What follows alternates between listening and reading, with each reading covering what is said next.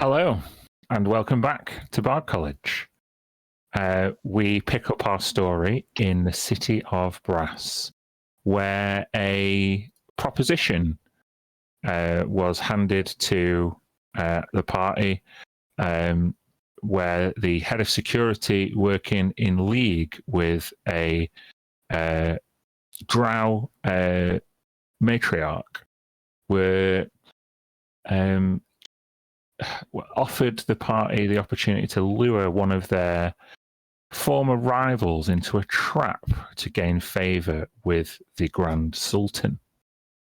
Although not familiar with these people and not sure of their motives, they left to consider the possibility of working together. They did so in private, knowing that they were being spied on. And resolved to try and find out more, I think, before making a decision. So we will pick up of the evening in the tavern where you're staying a second night. No, this is still the first night, isn't it? I think. Yeah. Yeah, still the first night, so you paid for that. Okay. So, what do you wish to do? Are we still in the bottle? How long were we in there for? We will pick up in the tavern in the evening. So you're not in the ball. No, You're not out. at all. It's the evening. It may have been, what, an hour? Okay. So we can't talk. No.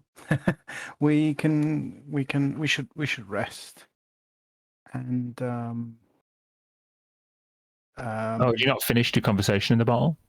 I assumed that was you'd made I a think plan. we just wanted to sum it up, I guess, probably. Okay, well, that's fine. So you're still in the bottle, and it's an hour back in time. Really comfy in there. There's cushions. Yeah. Just get in the mindset. Because Turkish delight is Moorish. yeah. Well, just It is, yeah. way too much sugar. And I have researched that the original Turkish delight actually was made vegan, but until they started using gelatin in it, and it stopped being vegan. You So I did think research. I did, because for the character. Oh. So we all agree that I think we will speak to Vida, right? We will reach out to her when? In the morning? Now? Can you do it from here so you're not spied on there? Oh, are we on a different plane? Commune is not present. Oh, he's in the other bottle, inside the bottle. But I think even remember if we are on a different plane, I still cast ending. So I think we should cast it from the bottle, so no one overhears us. Sounds good. Okay, yeah, Yeah. that sounds like a good idea. That. Yeah, Although has a it didn't, chance something of didn't work failing. from inside the bottle last time. Didn't it? Can't remember what I'm now. sure it also has a chance of failing if it's in the bottle. Yeah, Yeah, remember yeah. Camoon's powers were bad because he was attached to the bottle, if you remember. Telepathy didn't work through it. Yes. If we okay. Well, I guess you can try, and you can then, if it fails, we can get out and try again. But what did you do last time when you said to us that you knew we were being spied on? Is that something you can, you know, when we were walking and you said, they're listening. How did Oh you know? yeah. Because this lantern that I picked up. Gotcha. Yeah, when you use it to scry, not only does it allow you to scry, it shows you everything everything that's real. So even if it's invisible, you can see it through The lantern? Oh, is that how Jadena kept track of me? I guess so. Seemed to And be able to see me even when I went invisible. it's how she knew that she knew where Tisha was when we were on the ethereal plane. Well, that makes sense. Mm. So, if we're out, I mean, eventually we're gonna have to go and meet Vida, right, to speak with her. And Yeah. how do we prevent our conversation from being overheard? I don't know. Do you have any suggestions? Well, I don't know. If you said if it's you can see, what does it look like when you see their spine on us? What It is was like a floating sphere. Oh, I guess that's what all scrying is, but you just normally can't see it. It was the first time I did it. Interesting. Could throw a bedroll on a ball, maybe. I don't know, or see. I don't know. Can you You dispel such magics? Yeah, we could try you that. can. You can dispel them. Or if there's some other way to protect ourselves. Just think Although if we were if we being dispel it right before we go and meet Vida, they're going to know that suspicious. something's up. Yes. That's a good I- point. Well, if you have the power to at least see whether we are being scried upon, we might get Mhm. lucky. I'm not sure we're going to be able to lure her into the bottle with us tomorrow. I'm sure she has her own ways of protecting herself. Well, that's what they said, that she can't. That's what they said. We didn't test it. When I Oh, suggested scrying yeah. on her, they said that she can't be. They've tried. You can't be, I guess, but But we we can. can. What about Kamoon? He has great magic powers, surely. Perhaps he can, without being in the bottle, maybe he can help. I mean, Maybe. I can ask him. I mean, he's had a very hard day. But we can ask, right? Yeah. He seems very amenable. You see, all the stuff that he put out here, and he's been a gracious host. It's a great, Right. yes. It might seem like we're being overcautious on this, but this is some real on the edge stuff we're trying to. If any of it comes out before the time, it will all be blown, right? I think we need to be careful. Okay. I'm going to practice this further. Oh, great Kamoon! Can you hear me? You see a little lamp on the side table just start to quiver and shake before the top falls off.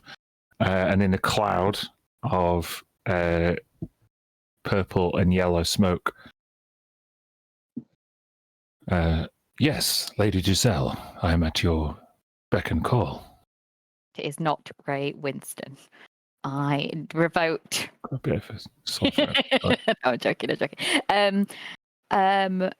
When we talked earlier, like we didn't really talk about what you could do or couldn't do, and you did the whole when we were in a bottle, and it was great. These guys, this team, they want to covertly send messages and secretly hide things and tell people stuff without people knowing. Can you help in any way, please? Messages and scrying, things that extend one's consciousness beyond the immediate, are made difficult by this connection to the vessel. However, that is just for me. I heard you talking about whether the vessel was a separate plane of existence. Yes, that is correct. Okay. You are worried about prying eyes of the authorities here in the city of Brass. Then why not meet elsewhere? Ooh. Elsewhere? Where would you suggest? The plane of fire is a relentless volcanic landscape that stretches for an eternity. I'm sure you'll be able to find a quiet corner somewhere.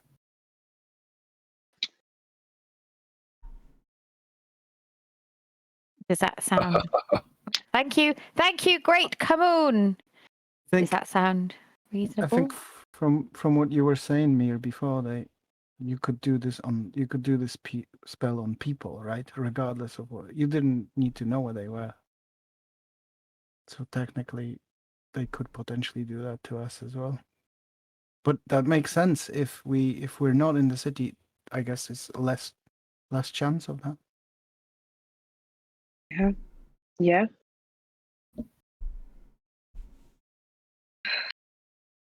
Seems like a good suggestion. I don't think I can think of anything else. Can she meet us on a different plane? I was thinking that, but and we could go and come back. Both me and Mir have this spell, but we don't really control where we go here. We're gonna end up 200 miles away from the city next time, and it's gonna be a problem. But it's an option. Surely. I don't know. Okay, I think there's probably only as much as we can do to protect ourselves from this. I think it's a good suggestion. When we send a message, maybe ask her to propose a place to meet somewhere outside the city, where maybe just say something like they already spied on us, be warned, that sort of thing. So we'll send the message tomorrow. I think so. Be very careful. Vida is, she's worse than I used to be. What? Okay. Why wouldn't we just send it now to make preparations for a meeting tomorrow? I'm not sure. She doesn't strike me as a very patient woman. Right. Okay. And Be like, oh yeah, we've got something really important to tell you, but tomorrow. You'll be fine tomorrow. Rather catch her by surprise so she doesn't have time to spin a web around us. Plot and plan and yeah. Would anyone like any more Turkish delight? Yeah. Please. I thought I didn't like it, but this is really good. Never say no to this stuff. It's gorgeous. He provides you with a little bit more sustenance before hovering awkwardly around. Oh, would you look at the time? No, I think we need to be going. Are you sure? You can stay if you like. No. We'll go. Thank you. We greatly appreciate your hospitality.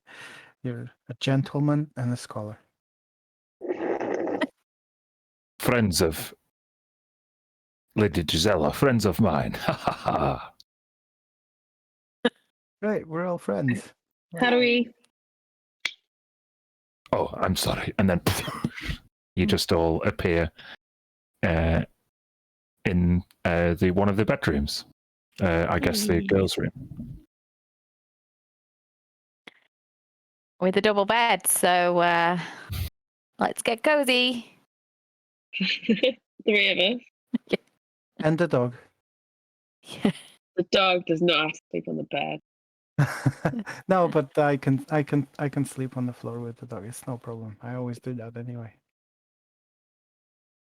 He's a toddler, Mr. Humphrey. He is.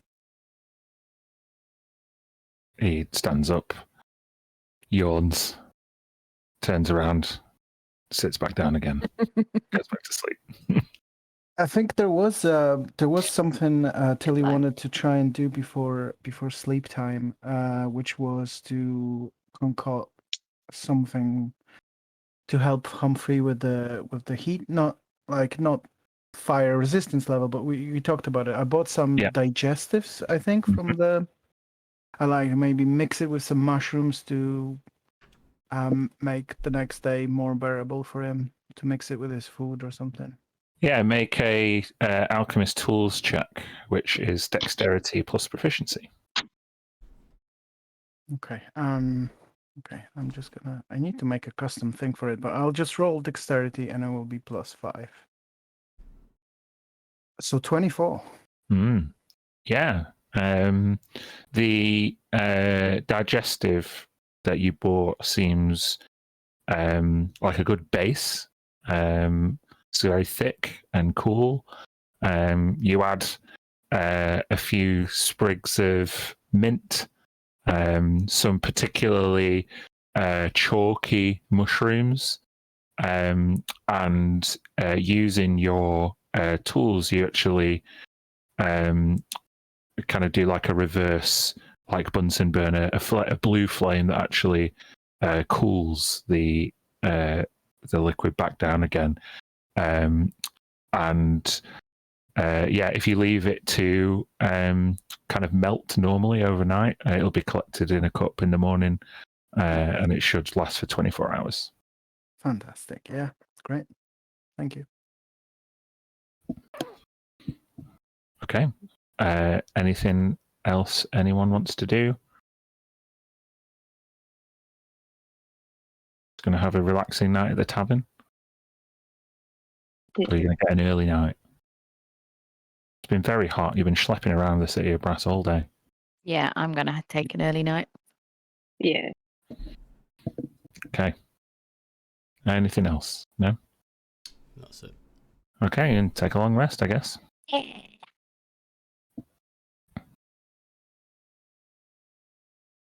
Oh.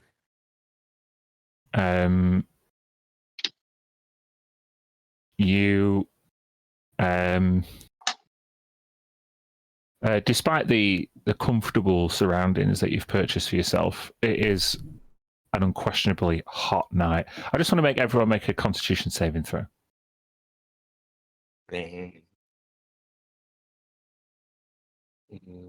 One sec, sorry.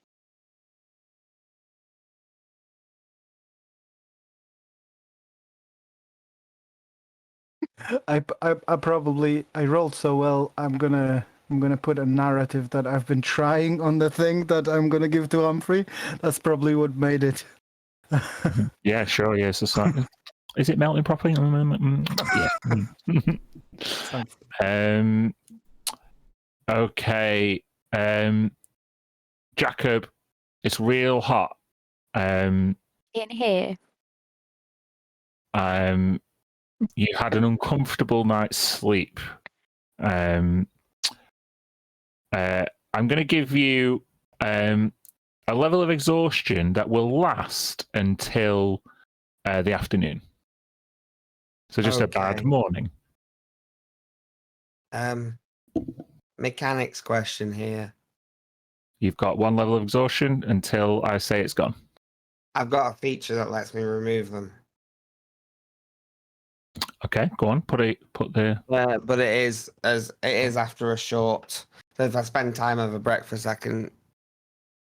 It's the Deft Explorer feature, which is a huge amount of huge amount of text. If I put it in, it's like loads. So you keep that one level of exhaustion until your breakfast is part of your long rest. You get 2 hours of preparation time as part of your long rest. So the next time you take a short rest or the afternoon, whichever happens first, it'll get removed. Okay. Cool. Right.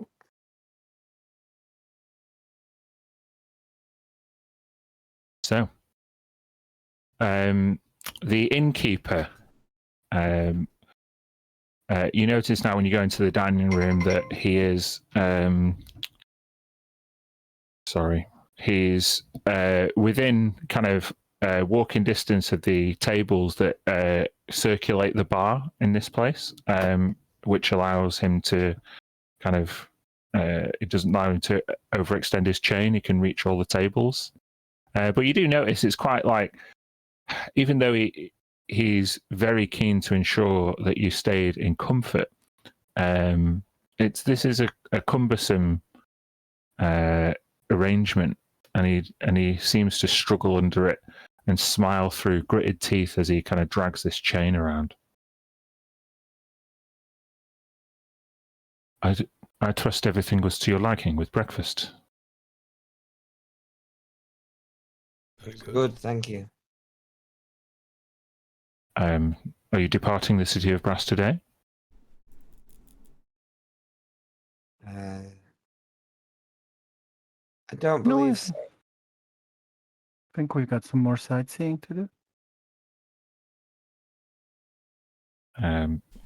Where did you go yesterday?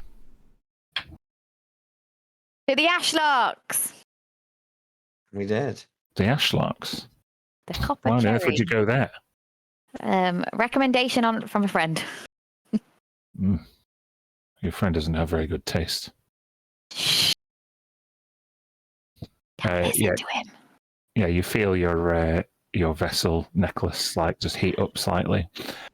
Well, if you wish to stay another night, I can reserve your rooms. I think think. that- Please. That would be good. Please. Okay, well, I think it was like 10 gold pieces last time. I think it was 11. 11? Who knows? Something like that. Just Fine, it can be 11. Who's paying? I'll I pay. can pay this. 11? Yeah. He holds his hand out. And as you empty the money from your coin purse into his hand, you see the coins disappear. And you see when he closes his fists, the manacle around his wrist kind of sparkles. And then he just sighs and walks back to the counter. Just before he goes, a bit. That's a neat trick. Oh. How'd you disappear the coins like that? I wish it were for my own convenience. This chain ensures that any valuables which pass my hands first go into my master's pockets. I see, so you have a debt to pay? You could call it that. Just don't cross an Ifrit in the city of Brass. Understood. We heard that they're not very nice fellows. They wield their power with little care for the lives of mortals, and only to excel their own vanity. I say this freely because my master knows exactly how I feel. Yet I'm cursed to live out my days in his service. Can I ask what you did? If you don't mind me asking. Oh, I attempted to steal from his wealth.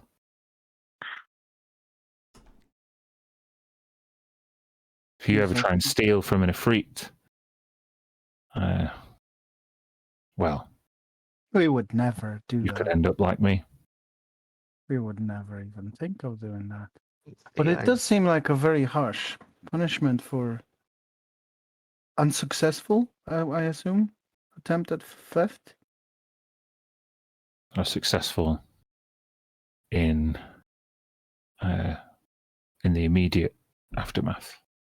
My crew and I got away with a bounty, made it back to the material plane. I invested my wealth in a business much like this one.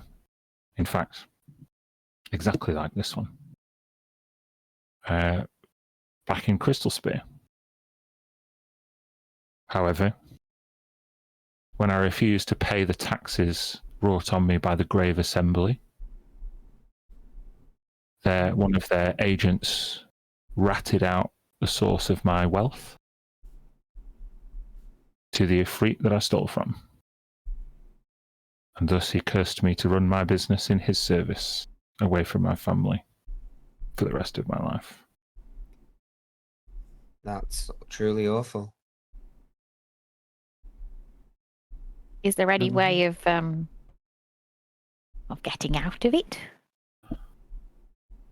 Oh, this particular Ifrit is well connected, and he has a caste of magical fire knights in his daughter's service.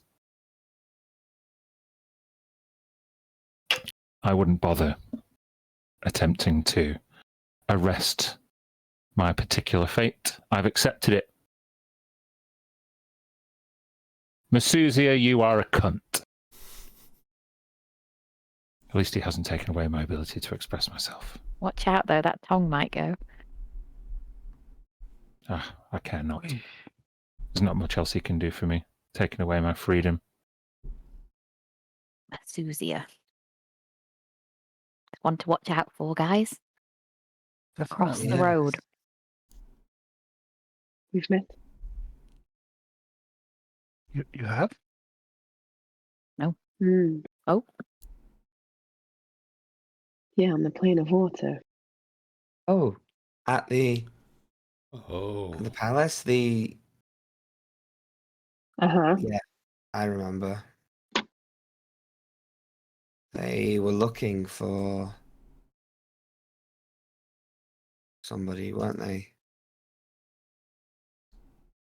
They were looking, yeah. Oh, thought we were short of them. And not very friendly people, or not friends of yours, Mir, are they? It was more that he was, I think this is right. It was more that he was too friendly with my mother. Is that true? Is that Masuzia? The one that had like a rivalry with Arol for Zima. Mm-hmm. Didn't You had to wish on he him. get bottled? Or No. trapped in something? No. He was the one that invited us back to the city of Brass, didn't he? After you wished his reality into a different version. Yeah. Oh, shit. Okay. Well, if he's here, maybe. Do you think it's worth talking to him? Maybe.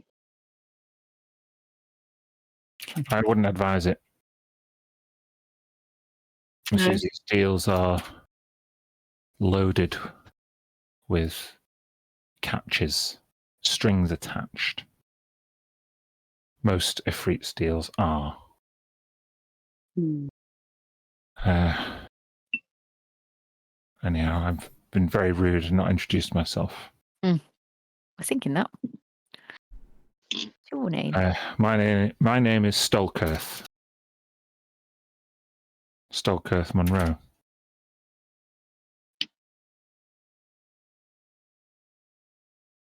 Good to meet you. Shame it's under these circumstances. Indeed. We have visited, we are from the material ourselves. We have visited many cities. We have not been to Crystal Spear. I wouldn't bother going there either. Wretched den of iniquity that popped up out of nowhere in the settlement was. Just full of chances seeking an opportunity to make a name for themselves. Not least the grave assembly. Just a load of grave diggers on the up and up, charging people for the very right to bury their dead. Can you imagine a more repulsive trade? I was more wondering if there was somebody on the plane you would like us to take a message to. If we can't, obviously we can't take you, but we could maybe take a message for you. You said you had family there. I'd rather not burden my family with messages from the beyond.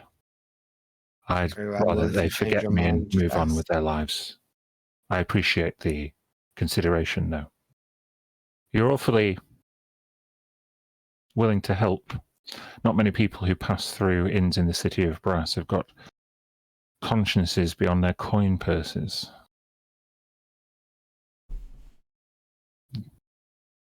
We have experienced a lot in our time. We have needed help. We have been given help from the most unlikely of places. It's We only always our try if we duty can. to offer it in return. Well, I hope that you don't stay in the city of Brass too long. If you stay here too long, the hustle and bustle of the free market and the competition between grandstanding sultan to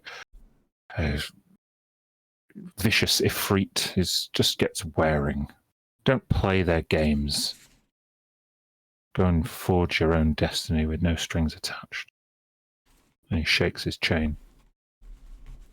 Speaking of the flow of coin, we've heard that trade has somewhat dried up or become difficult with the material plane. We passed through Nezarim and heard such things. What do you make of that?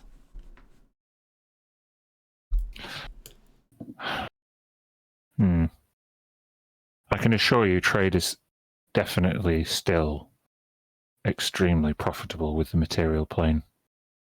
If there's a particular trader who's complaining that trade has dried up, then he may have been blacklisted. Once you get on the Grand Sultan's blacklist, there's no getting off it. I see. Is that a common occurrence for many traders?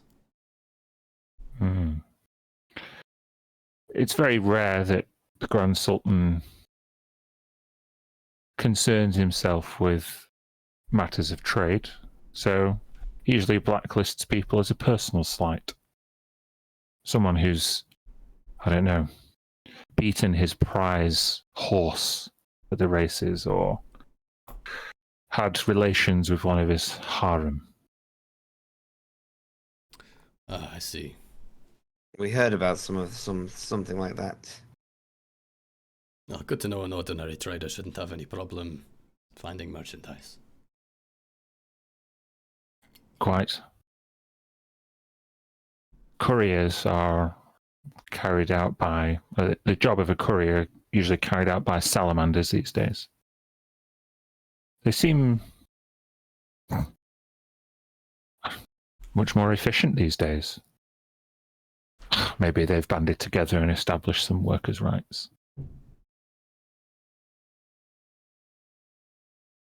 Maybe, you never know.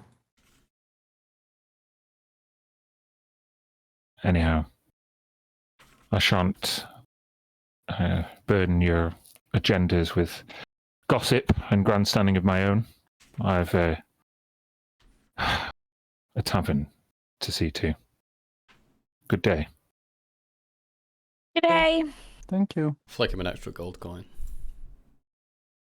He grabs it out of thin air and Disappears. disappears in his hand.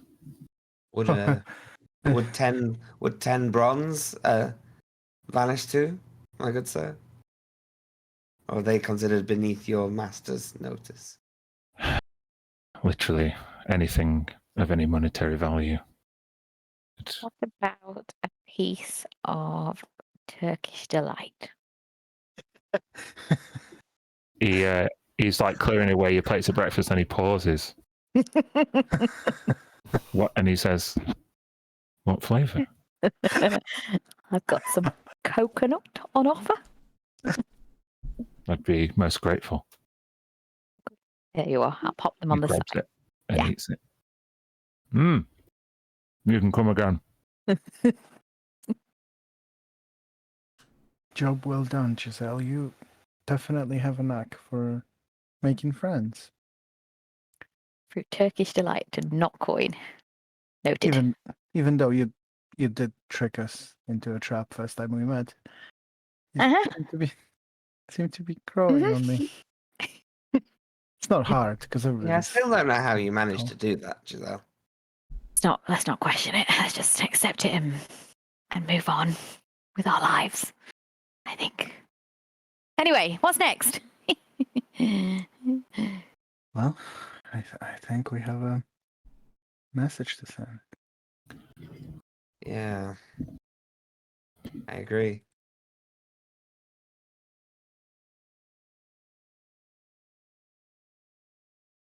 It's you. Yeah, it's you.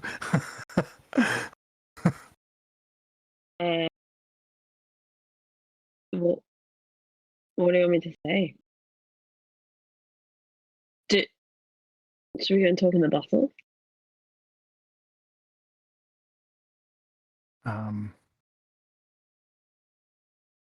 Or should I see it being watched? What did Shea and Il want us to say exactly? They didn't want their presence known. We're supposed to just have our own reason for meeting with Vida. All right, let's just keep it brief, I think, and say something like, we know you're in the city of Brass, where we are as well. We have very important information for you and a possible deal to strike. Need to meet in a secluded place outside the city. Does that sound okay to everyone? It does. She may suspect the trap, though. I know I would. Well, obviously it is a trap, so I wink to you. So what would you suggest, Jacob? If it was you, what would lure you? Money. Or information. If I was Vida and I was here, I'd be here for a reason. I'd be looking for something. Or we suspect from what we heard that we know her reasons for being here. Uh-huh. If we had presented to and said that we had information to help in her mission, she knows us that might help. Just say something vague like, "We know what you're after, and we can help." Yeah. Yeah. We should strike a deal, something like that. Yes. Yeah. She'll be suspicious if we offer it up for free. We have information you want. You have something of ours. Let's make a deal. 25 words, you guys. 25 words. Yep. Can I use my lantern to scry on smoke and then see if there are any sensors around? Yeah.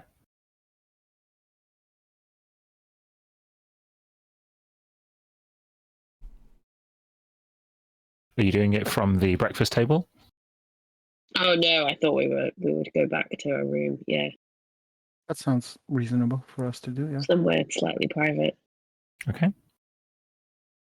You take out Jadena's lantern and open the hood, consuming the magical spell slot. You look around the room and you don't see a magical sensor. Great. When you said consuming the magical spell slot. Oh, you can just cast it for free from Yeah. can't you? Well, right. Yeah. Free forever. Millions of times. Yeah. Okay. Feeling safe, sending to Vida Viserion. Mm-hmm.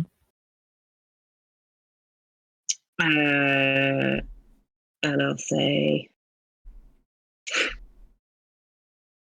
we're in the city of Brath. We know you are too.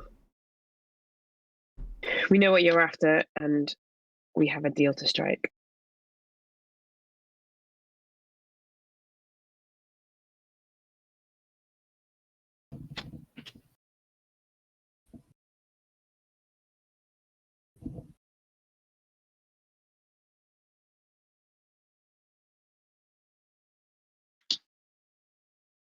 few moments go by.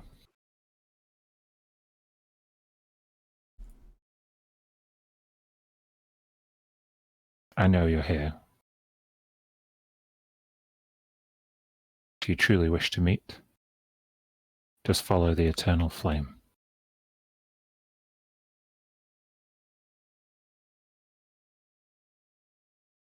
Eternal flame. Does anyone know what that means?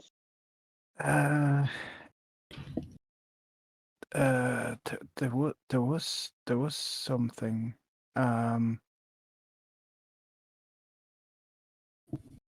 It did. There was something. It was mentioned. I kind of don't really remember what it was though.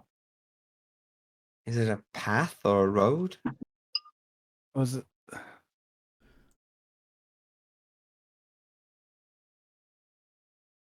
Yeah, we're gonna need some help here, DM. It looks like. Does anyone remember? Not solving the puzzle for you. Oh, okay. So it's not something we've heard but forgot. It's not. No, I'm not necessarily referencing anything that's been mentioned already. Oh, okay. That makes sense. Okay, now we know that we can. So a flame Mhm. that was eternal. Like a sun? Is there like a sun in the sky? Or would that be east then? The sun moves from east to west, so we could follow it. Well, on our plane, yes. Is there Who even a knows how sun that works here? here? Yeah, that's what I. Can I look outside and A river, check a out the road? sky? Check out the sky. You want to make a nature check there? Tilly? Can I give assistance with that? Yeah, you can have advantage, or you can do one each. Let's both roll. Yeah, go ahead. Oh, okay. Nature. Not bad. Okay.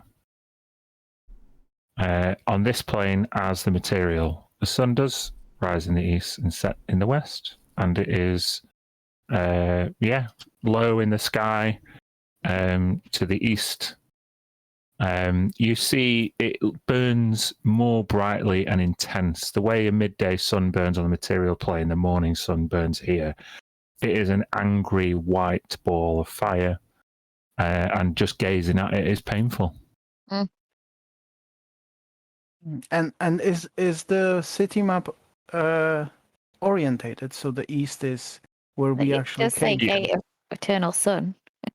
Mm-hmm.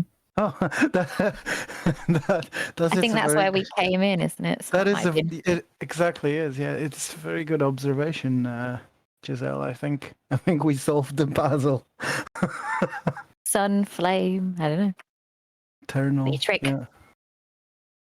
So we just follow the road east until she finds us, I guess.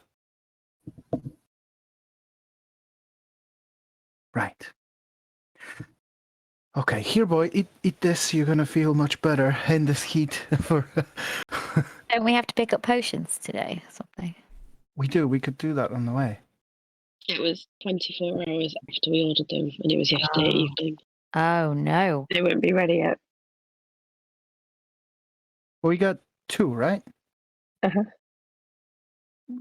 We could use them in emergency.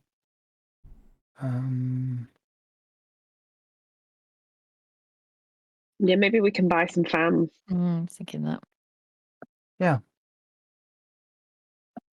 I mean, I could turn us all into, flying creatures. But I don't know how suspicious this could be here. And I think somebody mentions drakes or something. And we could fall a prey to something. We fought flying creatures on our way in. We did as well. Yeah. So, but I couldn't turn us into those. They're not the right type. Elementals. Yeah. It's still the morning. Is the sun that unbearable? It's not unbearable currently. It's just painful to look at. Yeah. So we could just go. We Yeah. move quick and hopefully we'll find some shade or shelter before midday. Okay, so your proposal is to head to the gate of the Eternal Sun, where you entered just yesterday. No, it says. Oh no, the way he says it, I think we might have it wrong. No, if this is orientated with north being at the top, then we want to go to the gate of Simoon, right? If we want to go east. No, east We is. go from the east to the west. Oh wait, that's west. Sorry. Yeah, we want to head want- towards Yeah. the sun. Well, it says follow. As it is now. She said Oh, wow. follow the Eternal. Sorry, Light. does it set in the east or the west? It sets in the west. It Oh, so we do want to travels go in the west then. east to Yeah. the west, so we want to go west, Sorry, I thought it was following the we wanted to go west. direction of the sun. Huh? Well, that doesn't make sense. to me. No. It's not in the west right now, though. You But follow that it is as the in you gate see now. where it is and you You go see where- towards it. I agree with Mir on this. I think it's a trick completely, and we should ask somebody if they know what that is. Ask Moon. Oh, he's from here. He's been here. Yeah, he's going to tell Oh. us it's a bus route that goes from south to north or something. Yeah. Buses in the city of Brass. Love it. So, what are you doing? Hey, you ask your person in the bottle, and I'll go ask our bartender. He knows what it is.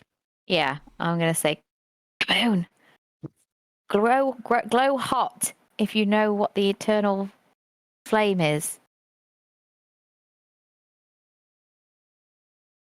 It doesn't glow hot, Can you glow hot? but it does glow a little bit, kind of a uncertain flickering of light in your vessel. Well, you want to come and tell me, or not worth your time? It's up to you whether you want to open your vessel or not. I'm gonna say no. I feel like I need to do that in private.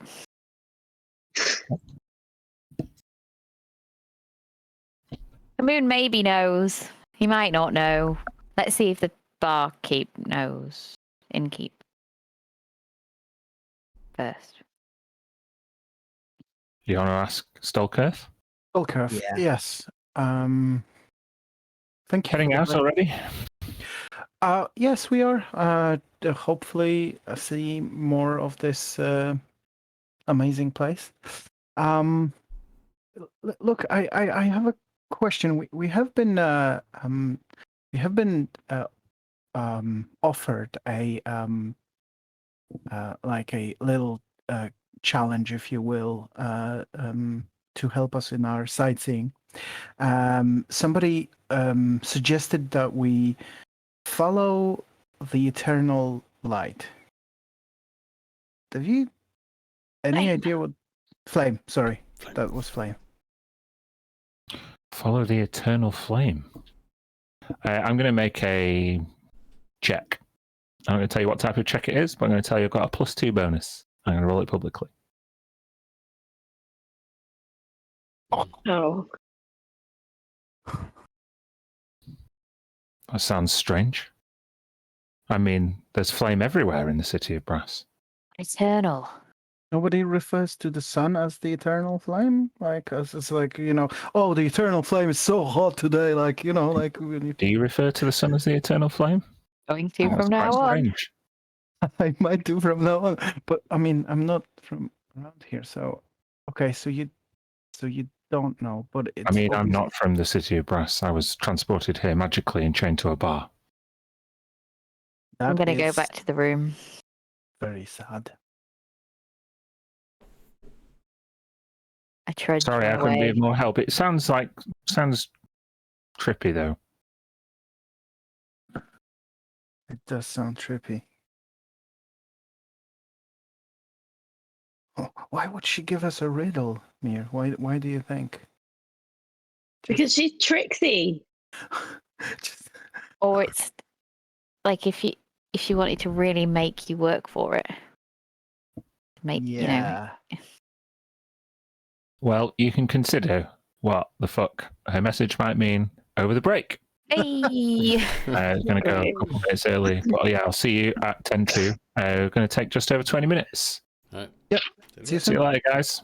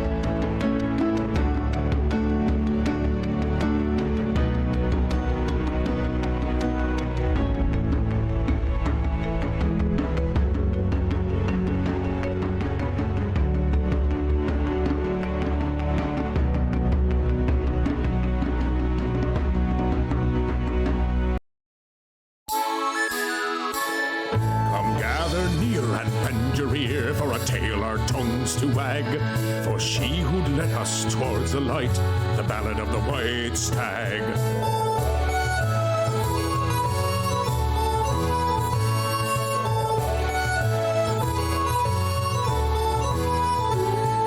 The chairwoman sat at her desk one day while the rain came down so hard. She met 5 white stags who brought the sunshine back, and she made them all town guards. She was crossed by a gnome who armed some bombs that would make the dogs into a pond. But the stags were too wise for the tiny gnome, and they sent him back to Gond. So come gather near and lend your ear for a tale our tongues to wag. For heard we not had stayed the night, the ballad of the white stag.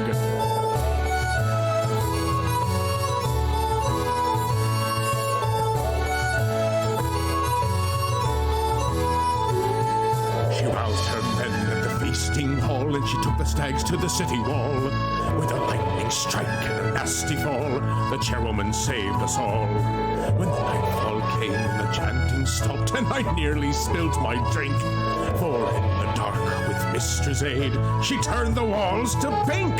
So come gather near and lend your ear for a tale our tongues to wag. Thought heard we'd not had stayed the fight, the battle of the white stag.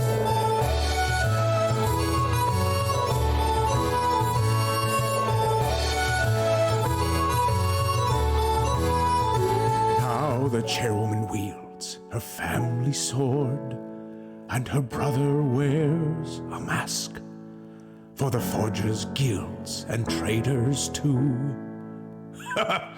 There's not too much to ask, so come gather near and lend your ear for a tale our tongues to wag.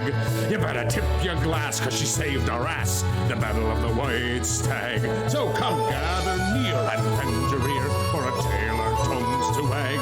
You better tip your glass, 'cause she saved our ass, the Battle of the White Stag. Hey ho!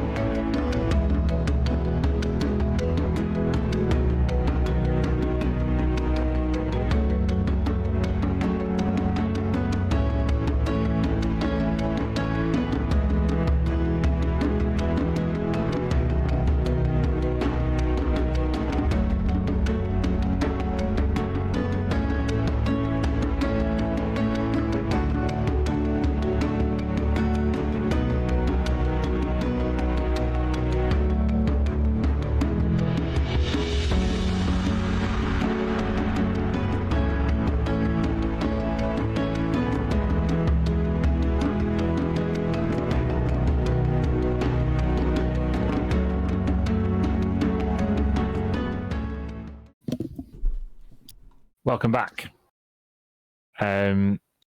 Yeah, we pick up where we left off just over 20 minutes ago. The party have been given a mysterious instruction, and we're definitely going to figure it out straight away and waste zero time. So, Well, I thought to make it easy, since there's 5 of us, we should just take a vote. I say follow the direction that the sun goes in, so east to west. So we go west. So that's my vote. Out the gate of eternal sun. I agree. Yeah. What's the other option? Go east, I guess, where to Because where that's the where the sun sun is currently. Or it might not be a sun at all. I feel like Or we it could definitely be not this at all, but the Yeah. sooner we just do something, the sooner we'll get on with it. I agree. We should do something, but I mean, the only person we asked is somebody who's got kidnapped from our plane into this, and he clearly didn't know. But there might be other people on the way. We could, Yeah. as we walk in, we could ask them what that means. We are you could. splitting up or staying together? Let's stay together, Staying though. together. If we're We make voting, I would vote to go towards the sun. So east. I think Yeah. that does make more sense to me. But I guess if we're around where the Phoenix Gate is somewhere, right? Mhm. So we'd have to go a little bit south to then move either east or west. At least that's the way it looks like on the map. Lucy, what are you voting? Giselle, well, what are you voting? at the time that you said the message, she said follow the eternal flame, which would mean just follow the sun and the light in that moment. So I would follow the sun where it is right now. Thanks very Is much. that going east? I mean, I just follow it. Giselle would just follow the sun. Yeah. Wherever it is, just go with it. Yeah. But I guess at the time it's going to be there for a bit. And if she's saying you're serious about it, what did she say? I know you're here. If you truly wish to meet, follow the eternal flame.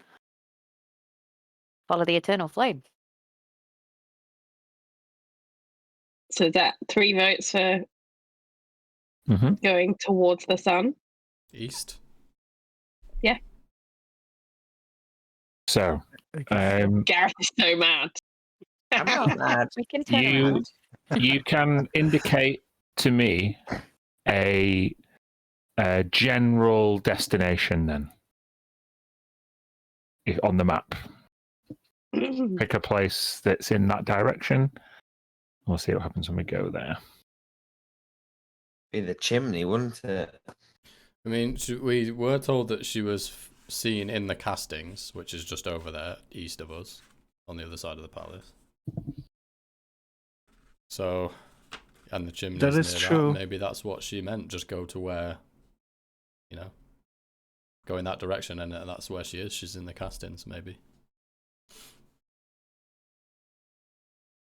Yeah. She's either there or she's not. That Okay. makes sense. Plus, If she's going not there in- anyway, since we know she's been seen there, is, if nothing else, that's Yeah. something to do anyway. So, For the castings, it'd be 21. So we'd have to go sort of around the furnace to get there. Yeah. So, I would like one of the winning voters to roll me a D100.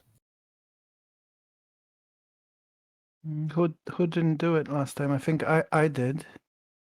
Once. I did. At least. I can't We remember. all if you did, didn't Kirsty. we? Kirsty, go for it. I'm happy for you ladies to do it, yeah. 20. 20. An No, actual 20. Oh, yeah, sorry. I was like, no, D100. Oh, wait, that was a D100.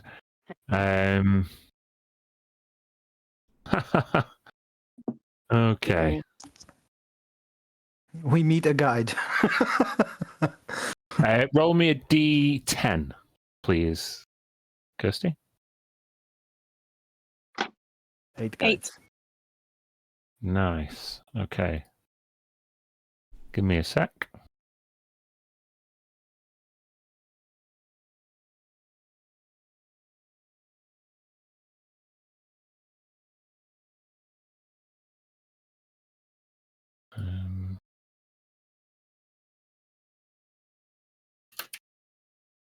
you set off eastward. Hold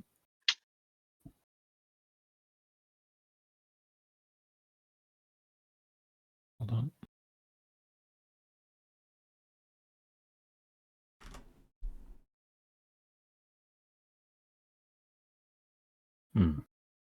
Okay, yeah, you set off eastward.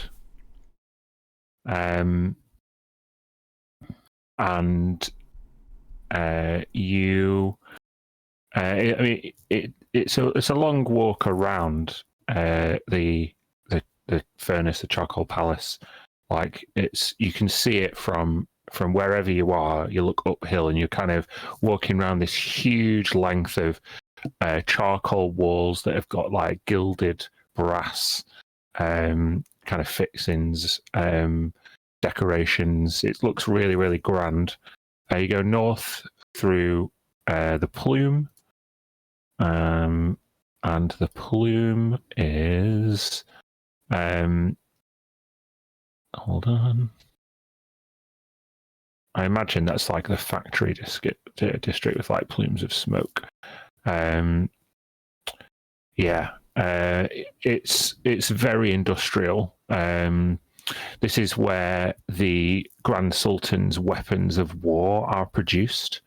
So it's heavily militarized. But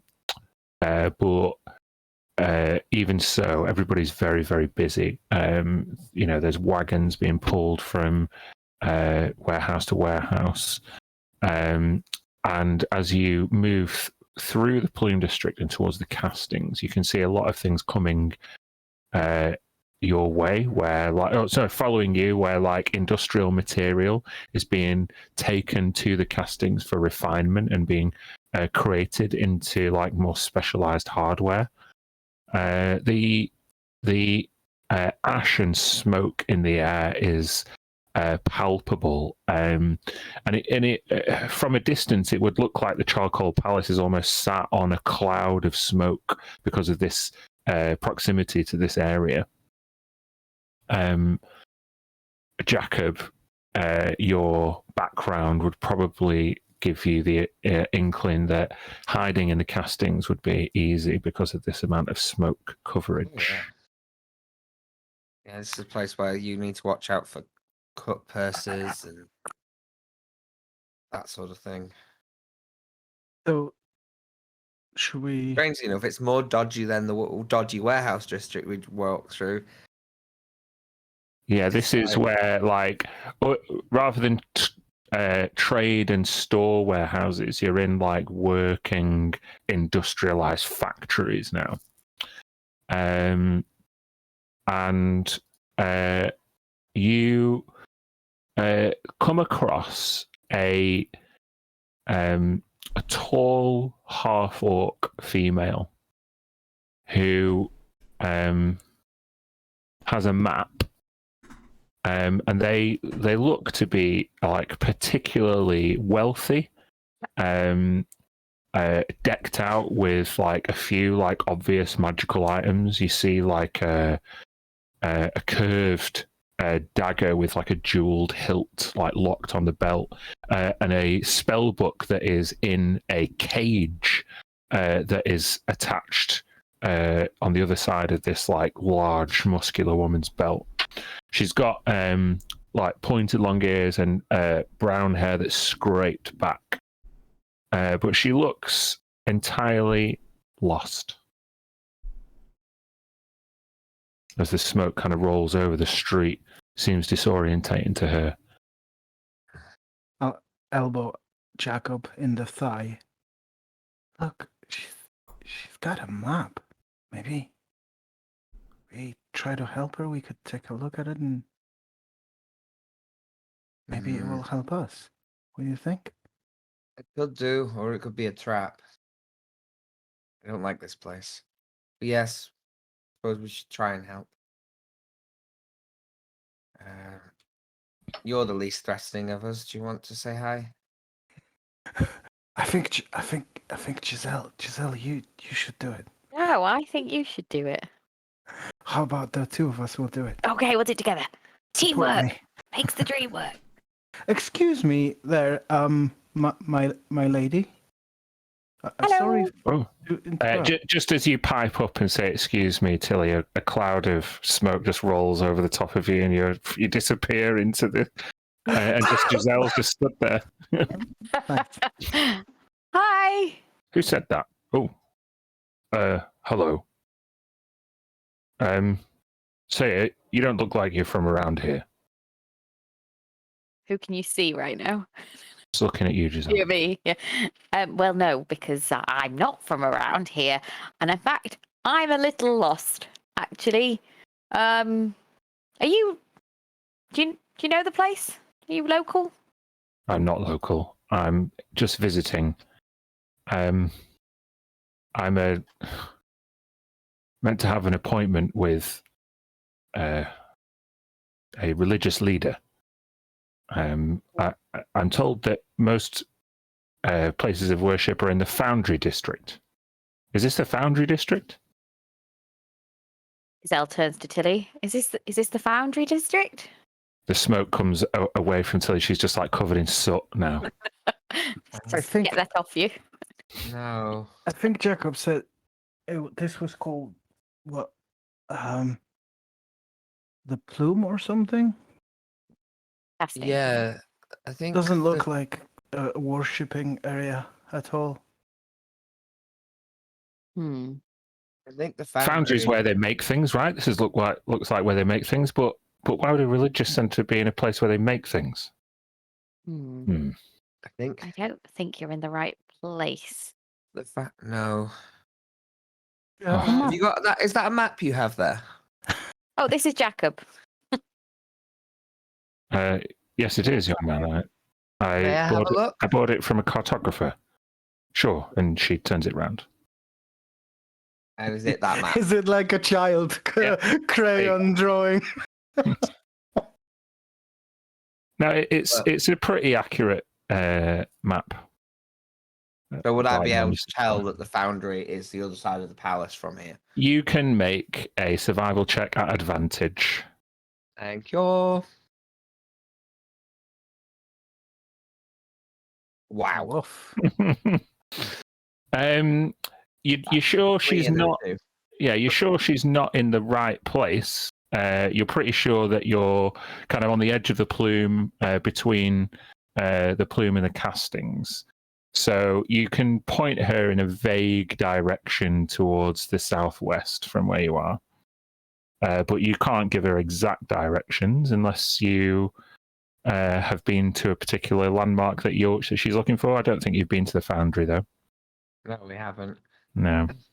I think you're in the wrong place. I think you need to go south of the other side of the palace from here. South. Okay. She holds it up, and then she takes out a piece of chalk. And can someone help me just sweep this floor? I need to draw a runic symbol. Oh, I'll help. Yeah, well, how do you help sweep the floor of ash and dust? I'll use my decanter of endless water to wash a load of it away.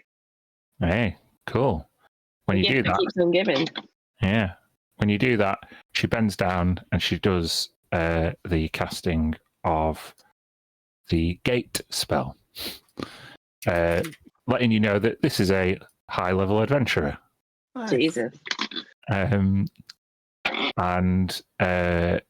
it takes her a minute to draw this circle, and then it pops into existence with a pop, and you can just see a different area of the city of Brass open up in front of you, and she takes out a diamond, a huge diamond worth a lot, and she says, "Thank you very much." Wait. Before you go, does the name Eternal Flame mean anything to you at all? You can make a persuasion check to check that she doesn't just step through the portal. See if she's bothered about your question. I was also going to say while I was helping her sweep, I was going to ask about who the religious leader was. What's her name? You can make a persuasion check at advantage as soon as you helped her, but she's already cast the spell. 17. Well, to call them a religious leader, they may be a bit much. They are a representative of the Church of Mystra, the Knights of Mystical Fire. Uh-huh.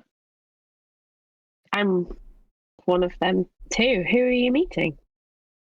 Oh, a fire genasi, but you're not one of those, are you? No, but there's lots They of have people. different orders on different planes. I'm quite sure. Yeah, that's true. Do you know the name of the person you're meeting? I don't actually. I'm merely a merchant here to deliver a piece of merchandise. I scribed it myself. And you can see she kind of gestures to the book that's in a cage on her waist. You wouldn't tell me what that is, would you? Just as an interested party. It contains directions for unlocking the magical potential of a stone, like this one, holding up their 5,000 gold diamond. Wow.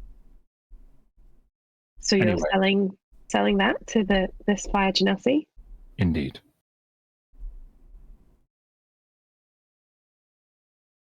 Well, I wish you luck. Thank you very much for helping me. My name is Westra. Good to meet you. You too, Westra. She steps through the portal. You can still see her and talk to her until the portal starts to close very slowly.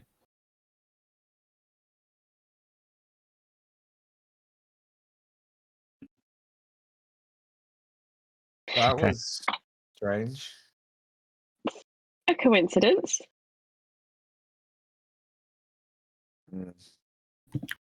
Say a fire genasi. Is that what you guys are looking for? Huh? But there are plenty of fire genasi in this city. That's not. It just made me think an eternal flame could be like a church spire or something religious-y. Just to throw that into the confusion of. It does sound religiously. Does anyone with proficiency in religion can make a religion check if they wish? Only if you have proficiency. Ugh.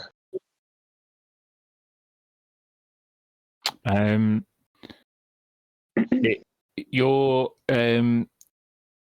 impression that it may be religious seems plausible.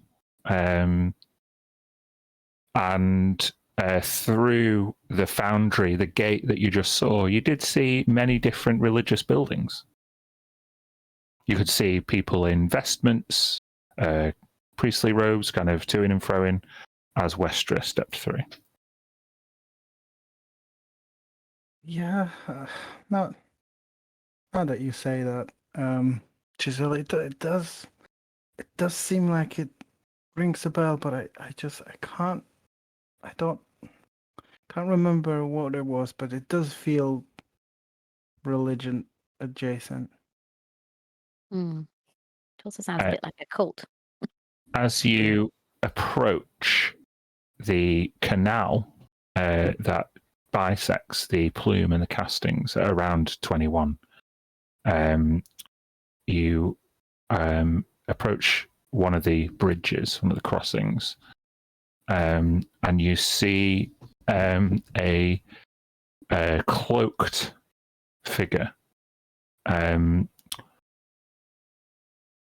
They seem to spot you all, and quite startled, probably about 60 feet away.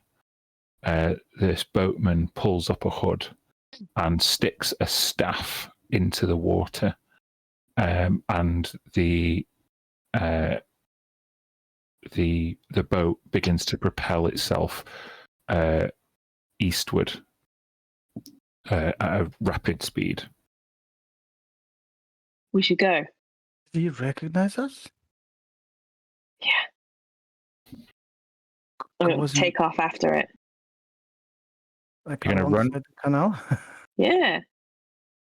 Okay. If you're all running, then we can make a group athletics check. I'm on Humphrey, so I guess his athletics. Mm-hmm. That makes sense. I mean, he's got strength of 13. I've got strength of -1, so hey. Jacob, you exhausted? I am. That wasn't even right. It's not gonna make much difference, though. No. That's true. Yeah. Okay. Jacob Sorry, used to be quite sorry, small. Smoke. What did you roll? So it came through 24? twice from D&D Beyond. It's 24. Yeah. 24. 24, 23, 13, 4, 12. Okay, you realise that this boat is being propelled magically, and they speed up. You get very, very close to the boat, and just you see the boat is about to go under a bridge. At the same time, impeding your progress, a huge truck containing like gilded pots and crockery kind of makes its way across the entire bridge. It's like an interconnected wagon, like a reticulated wagon. You can tell it's crockery because of the way it sounds when it moves, but it's covered over with sheets. Just as the boat is about to pass under the bridge, this person throws a grappling hook on top of the cart and scales it with nimbleness and grace, letting the boat go under while they get on top of the truck and then use the truck as a platform to get onto a rooftop. Whoa. Could I maybe use an action surge to make one more attempt at an extra jump after them? Okay, so are you jumping for the boat, the rope, or on top of the truck? The truck, I'll try and jump on and climb up it once I see him doing that. Assuming I Okay. did see that. Yeah. I'll use an action surge. He does love. He's very Get off possessive my of them. A roof, you said? 24. 24 is good enough to scale the truck. You see Smoke take off instinctually, like a predator chasing a prey. Bound up the side of this lorry, which is now completely impeding your passage. And Smoke, now you can see this character is sprinting headlong towards, we're going to say kind of like back where you came. So if you've kind of gone along the canal at 20 and 21, there's a bridge. Well, it's not really a bridge on the map there, but there'd be a bridge here, and then he's gone left, like over this way. They're about now about 40 feet ahead of you. Well, I'll try and make a run for it. I've got 40 feet of movement and sort of feline agility. Dash, I'll do whatever I can to try and get them. I wouldn't chase them more than 100 feet, but I'd try and catch them in the next 100 feet. Okay. Now we'll do another contested athletics check then. I'll roll my d20. I get a +8. Okay. Another 24. Same exact roll as last time. Oh, this guy breaks his neck. You pounce onto the rooftop, and your huge frame clatters into the terracotta slates, and you see the object of your pursuit turn round. And at this point, you see flaming red eyes on ashen grey skin. However, you also see a look of sheer terror, as they did not expect you to pursue so earnestly. And as they turn and then turn back to make another jump, they've already run out of roof, and you see them just go over. And you hear "Wah!" I'll try and grab him. In order to get, because you used your action, in order to do that, we're going to say that your other movement, you'd have to use your dash, because you've used like your movement. I'll let you grab them if you expend the dash action for now. Yeah. Okay, so then I want you to make a dexterity saving throw. Okay. Ooh, Okay, it's good. You go over to grab them, and you see as you look over that they are just out of reach. Even though with the 21, you got there in time. It's just that they weren't falling. In fact, they're slow falling towards the ground. Okay. I'll just jump down underneath him and wait, I guess. Yeah, I mean, you can get Clamber there. down. And as they're kind of drifting towards you, you see them take like a stance. And they shout out in this kind of young adolescent male voice, "You don't want this." No, you're right. I have enough blood on my hands. Just want to talk. I'm just a messenger. You know, most messengers run towards the people you're sending a message to. Mm. You might have it backwards, young man.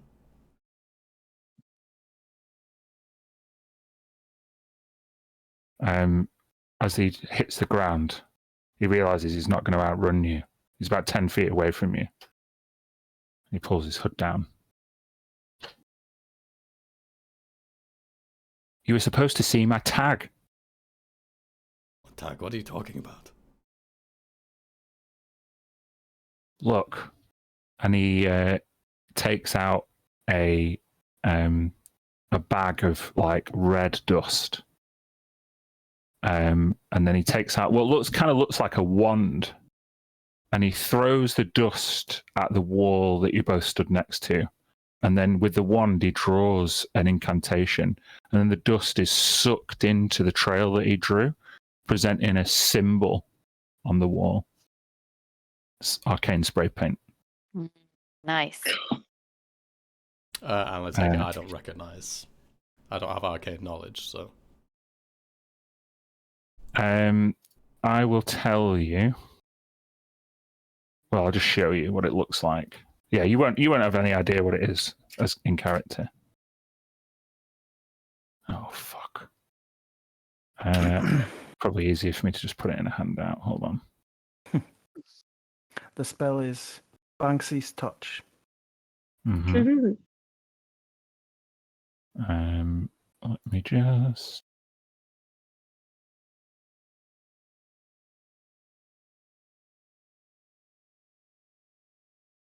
Are we okay to be like trying to make our way slowly towards where we? Yeah. The reticulated truck would take a little while to go past, but he's not made it far. Literally like 40 feet around the corner. Cool.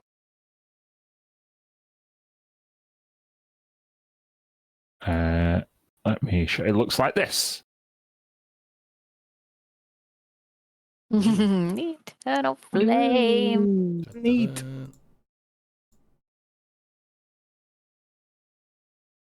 I guess we followed it, so mission accomplished. Yeah. Yeah. Perfect. You Yes, followed? all right. Well, we might have been now. We've just caused quite a great deal of commotion. Well, this didn't work out the way it was supposed to at all. How long have you been doing this? Well, she only sent me out like less than an hour ago. She got some kind of magical message and then dispatched us all. As a career, as a Oh, practice. sorry. Yeah, I dabble. I'm not a professional. But it's a work in progress. Big city like this, disguises work better. Someone running around when everyone else is walking and bustling like usual, stand out like a sore thumb. If you're in the woods, the forest, then maybe you run, look for cover. You're right. I mean, I usually blend in pretty well, but I thought I had more time. I didn't expect you to see you coming down the road. Yeah, trust me, running around on roofs doesn't go unnoticed. I should know, and I'll stall enough time before these guys come over, Where are you? Do we Say something. recognize I'll wave. the flame? Do you recognize the flame? Would you recognize the flame? This is going to be an extremely... Anyone who has seen Vida Viserion in person has got a very high DC history check to make. Yeah. Don't know if I could even. I, make as a it. player, recognize the flame.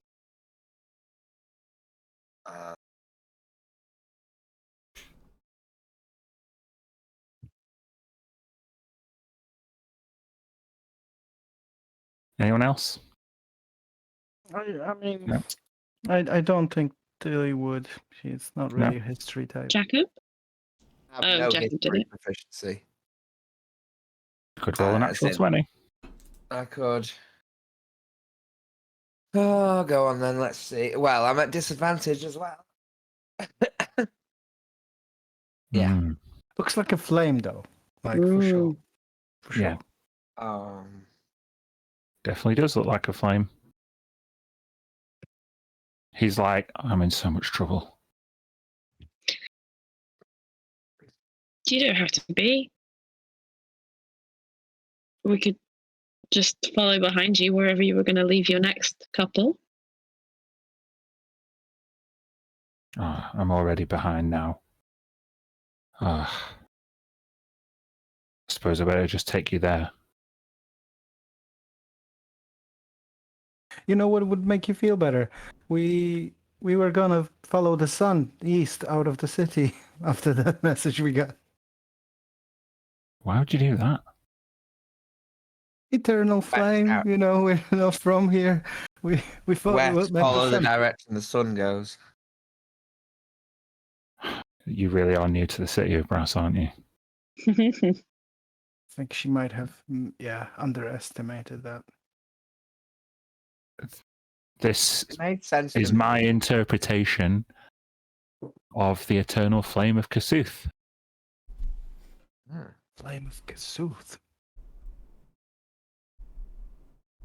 What is that, pray tell? It's not the sun, right? Oh no, Kasuth is the elemental god of fire. This is his domain. We should really know that. Mm-hmm.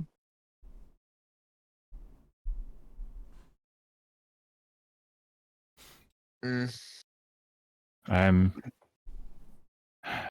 Vida wanted me to kind of lead you on a bit of a wild goose chase while she stole for time. Oh. To do Why what am I not exactly? surprised? To prepare for your arrival. Could you just if I tell you where to go, could you just go there later so I don't get in trouble? Just act like you have been on trying to find this symbol everywhere. Look, I'm going to go tag it anywhere anyway. You might not be able to see it from here, but I've worked my initials into the motif. It's very artistic, but listen. Vida might think she wants to prepare for a while, but believe me, she may have much less time than she thinks. We know something she doesn't, and we're not the only ones looking for her. Sooner we get to her, better for Vida. I think time is Make a definitely persuasion of the essence. check, Smoke, at advantage, because he's shit scared of both you and Vida. Ooh, 21. Yeah, good. Okay, geez. You should go to the Mosque of the Eternal Flame. It's in the Foundry. That's where she conducts most of her business. Not many people know that, but you're not allowed to carry weapons inside the mosque, so she feels quite safe given how much of a badass she is. She taught me everything I know. But she obviously didn't teach you everything she knows. No, she's been around a long time. You know, she's like, there's a rumor she's like over 100 years old. Mm. Like, that's weird for a Genasi. I'm a Genasi. I'm in my prime. I'm 16. Like, I'm an adult. But over 100? How can you be so nimble like she is at 100? It's in the Foundry, you say? Yeah. Well, we need to see her as soon as possible, so we'll hurry up. But if that means you won't get into trouble and she asks, we'll just say we used some magic to find her quicker. It's not a problem. She doesn't know what we can do. And we can do that for you. You seem like a nice guy. Thanks. You definitely sure you weren't followed, though, right? Yeah. No, I'm not really sure, to be honest. Not really sure, but from now on, we'll pay extra attention. Okay, well, I'm fucking out of here. You know where to go. I don't need the cops on my back. The symbol is going to get me a bit of notoriety. So, don't say you saw me, you never met me. I kind of want to keep my identity secret. So What's who? your name? I shouldn't tell you that, really. It's a code name. Oh, it's Blaze. Oh, that's such a cool name. Mm. Like it. Mm-hmm. Blaze. Take care of Blazing yourself. around town. Okay. Peace What's the out. best- Okay. It's Yeah. out. He kind of runs around the corner to alley and does that like kung fu wall jump, like from left to right to left to right, and then back onto a roof. This boat that he jumped off, is it just sat there? Mm-hmm. It's under the bridge. Could we potentially use it to go through the canal all the way to Foundry? Potentially, yeah, you could. That could be fun, right? If you Just put the decanter roll. of endless water in the canal behind you, and it'll set it off, but it work like a speedboat. Just stick the jug in. Yeah. Because there is a magic word that makes a torrent of water come out at speed. So, Oh, by the way, it is water as well. It's not like magma. yeah. Okay. Yeah, it's water. Oh man, it must be what a sight it must be when where those canals fall into the Steam. Yeah, literally just can't see it. Do you think we should do that? Maybe that will be a good way of avoiding prying eyes or dropping any follow, maybe. Maybe. Well, might be quicker. Giselle, you could make yourself look like a ferryman. And Yeah. I I need to find one to look at him. You can make a history check, Giselle, because you've been on the canal side a couple of times. You reckon you could do a pretty good impression of one? I reckon I've got this in the bag. I just need a cloak.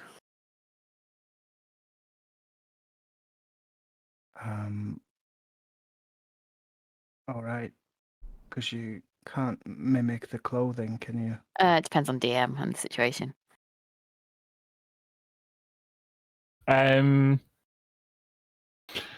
Given the history check, it's not. You're thinking now. Do I need a cloak to be accurate? You think with that history check that you've got everything you need in order to be accurate. Right, I do. Yeah.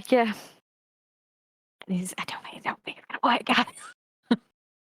We don't have to overcomplicate this. I don't know. Is everybody okay with us trying to move through the canal, or should we just follow the city as normal? What do you? I guys think the canal, it'd be a nice, the Change fact of- that there's change of pace? water. It'll Is be it a bit of a hot? breeze, maybe. I wonder if it's hot. It's probably hot, isn't it? It doesn't look like fire. The water will be tepid. Like it won't be a nice. It won't be either really hot or really cold. It'll just be annoying. Well, I've got my cloak of many fashions, so I'll just make it into a nondescript kind of tatty garment with a big hood. Mm-hmm. Okay. Are we all clambering on the boat? Yeah, sure. Let's have a boat trip. Yeah.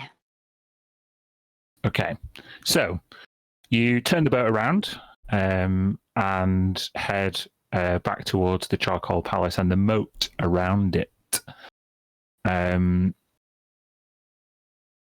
If that's the way you want to go, you could go carry on and work your way back around towards, this stretch here. Which way do you want to go? Do you want to go around the moat of the palace, or do you want to go a bit further out? I guess that chimney. would be up to Jacob because he had a look at that map, and he's probably the one that would be able to chart a route for us. I don't know. Probably plan to fail here. So we're Avoid the palace, I here, think. right? That sounds like reasonable. So You want to avoid the palace and go past the chimney? This way. Yeah, that way round. This way, south. Although it's here, then left. We're likely to draw. Palace guards would, if watercraft don't always pass by the palace, it would put them on edge if they suddenly saw one. Mm-hmm. So if we keep away from the palace, So we you're trying to won't- blend in, keep away from palace guards, make the journey quite inconspicuous. Some Up people here. have disguised themselves. Is there any other measures you want to take which might enhance your chances of success? I will use my alter self as well to just look like a non-descriptive short person. Just a boat full of schmucks. Pretty much. Maybe yeah, I'd probably use my disguise kit to do the same. okay, you know what? I'll use alter self to look like the flaming dwarf that we saw. Do we see a flaming dwarf? Yeah, you did on the in the industrial Bazaar? bit. Yeah, in the bazaar. Yeah, I'll make myself look like this guy. Like I'm just a merchant on a trip. Okay. Kirsty, are you doing anything? I think everybody else is covered. I don't think I have anything. This is Tilly now. Do you not still have a cloak of many fashions? I thought we all I got think one you at do. some point. Yeah. Then yeah, I can put that on. Sorry, I'm not doing very well now. Okay.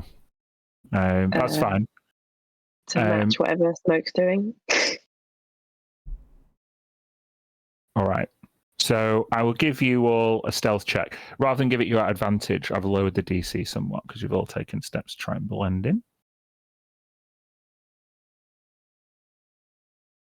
I've still got armor underneath that gives me disadvantage, so... Only about being heard when you're using Moving. footsteps. Yeah. So you wouldn't necessarily get disadvantage for this. We are not doing well. Jacob, help us. Oh, Yeah, I'm. I think it's Jacob. It's Yeah, up to you Decide because it's equal now. 2 success, 2 fail. Yeah, I'm just looking one sec. Seeing if there's anything I can use to make myself not have disadvantage on this roll. Oh, because you're exhausted. Would it not be? What about time that passed? We not past midday? Not yet. No. Okay. You can do it. There you go. Nice. Yeah. Just a group success. So you make your way around the outside of the castings, and you can really truly get a look at from this like unique vantage point some of the like heavier cargo that's passing around this eastern side of the city of Brass. Yeah, we're talking war machines, livestock, munitions. It's really busy, and you see like exchanges of gold on the roadside, and you see occasionally different shipments, merchants and traders being stopped for inspection. It seems as though like certain items are contraband, although not being on the street, you don't really get an idea of exactly what is contraband. And you see random checks being made and taxes being paid to uniformed Ifrit. You approach a bridge just like the one this boat went under when you first saw it, and you see an Ifriti guard like stood. He's kind of watching you come down like from a long distance. And you can see him definitely make a note of your existence, and he approaches the dry steps at the side of the canal in order to presumably come and requisition your boat for an inspection.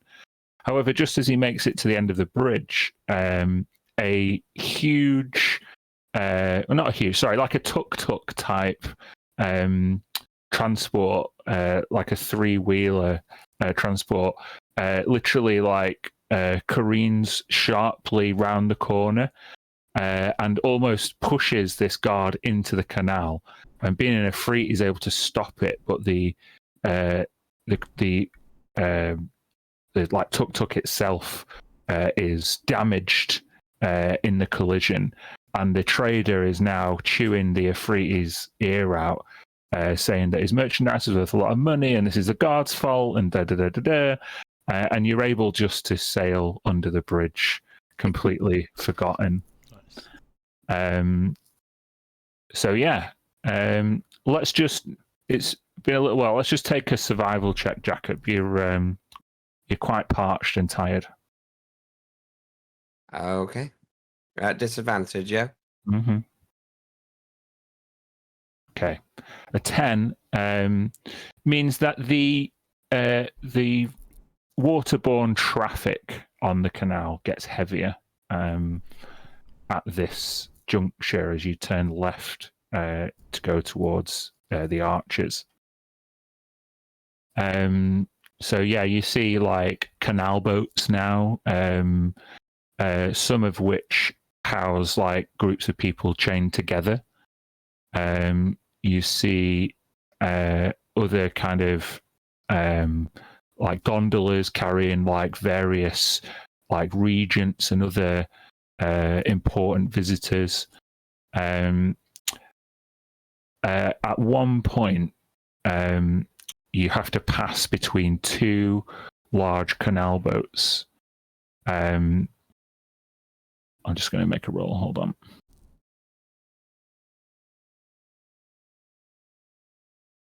Yeah. You notice, Jacob, with your passive perception, and whoever else has got a passive perception above 20, one of the canal boats, there is a small hooded humanoid, similar size to Tilly. As the boat passes you, they've got like a long quarterstaff that's like got a hook on the end, and they try and hook one of your like packs like out of the back of your boat as you walk past, as they sail past. Jacob, you notice this hook out of the corner of your eye. Can I just walk over and bat it out the way? Yeah, no problem. This Give the person a small glare. this small person, like as you bat it out the way, they're very, very weak, and their cane like gets dropped into the water, and you just see them jumping up and down, and they're kind of shouting at you in a language you don't understand. But yeah, they look very similar to the Derro that you encountered in the Underdark that time, where Smoke got got little purple figure, pointed ears, big bushy white eyebrows, and they're just. This is where you find out the hook was like to help the boat board or something, and he's now lost his utensil, and yeah. Yeah, he's going to float on the canals forever. Yeah. You finally pass through the arches. The arches. Hold on, I'll just double check. I'm saying what I'm supposed to be saying.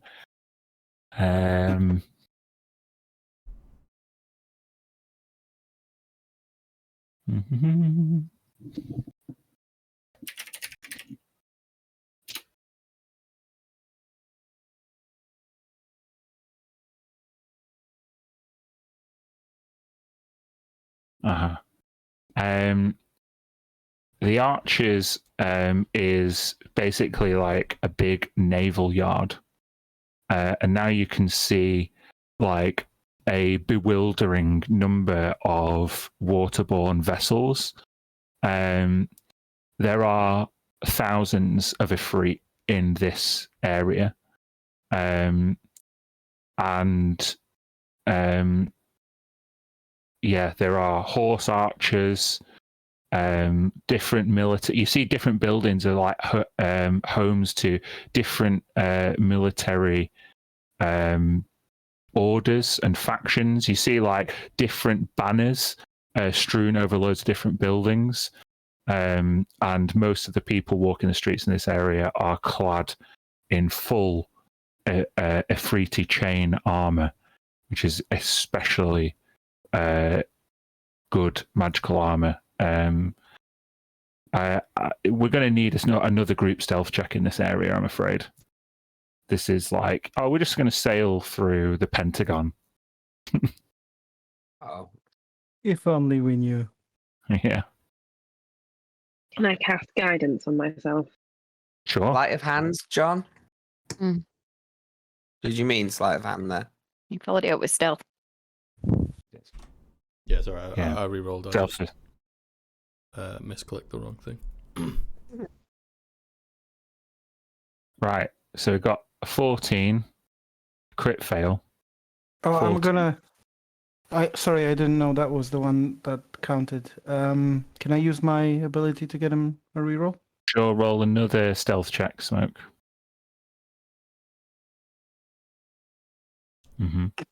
13, 31, 10, 14, 14. At this stage, your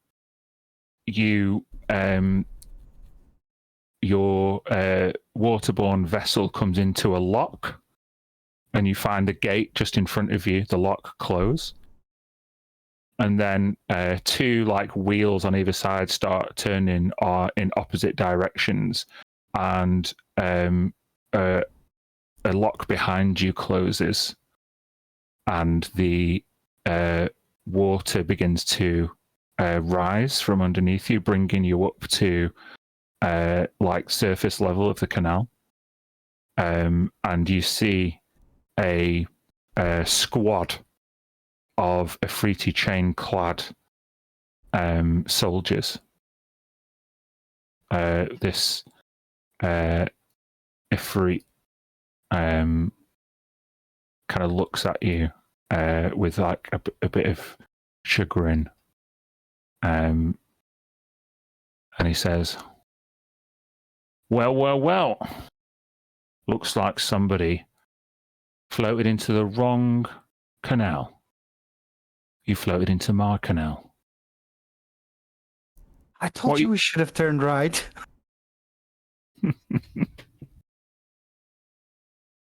What are you doing here? We're just passing through. We took, as my small friend said, we took a wrong turn. We're just traveling through the city, trying to use the water around to stay a bit cooler. Have you got a permit for that vehicle? Oh, they're not like public. They're not like Boris bikes. Where Like did you even pick get one. That we just. It was just. Borrowed just it. Borrowed it. It was just there, empty, and we thought it's like for personal use. You go around, you leave it, and someone else takes it, and You see, You know? each of these Efreet warriors have got like a black pauldron on their left arm with a silver like javelin on it, and they're all holding these like magical javelin weapons. And they say, you can make a persuasion check, please, a group persuasion check. Group. Yeah. group persuasion. I like that. I'm just in the back, like,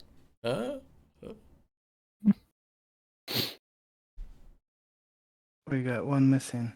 I know Oh. I've fixed it, but it didn't come Oh through. Though. no, you've got still disadvantage. Yes. 10, Well, 11, 13, 22, 20. You found yourself floating in the arches, and any unauthorized waterborne vehicles in the arches incur a fine. You're gonna have to step off that boat, hand your names over, and you can come and pay at the Black Dart's desk. How much is it? For each trespassing person, it's 1,000 gold pieces. It's steep. His whole jumps in the water. What?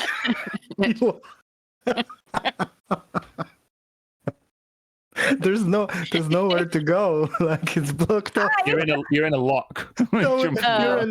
you're in an aquarium. No, that doesn't work. That would have been so funny. Just swim around. There's no exit.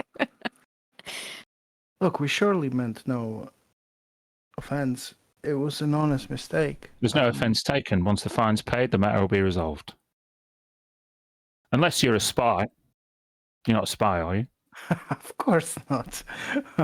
Well, come this way. And you are escorted by these 6 Ifrit to a nearby checkpoint. And where are we? Like somewhere like Yeah, you're like here. so we passed the Yeah, you're in the arches. You didn't make it that far. Can I distort value on a boat? It's not about the boat. It's about the number of people in it. distort distort value the people. situation. Distort value the law. Yeah. How much people value rules? Damn it. well. I mean, At the checkpoint, there is a desk attendee. Yeah, you see this like military banner.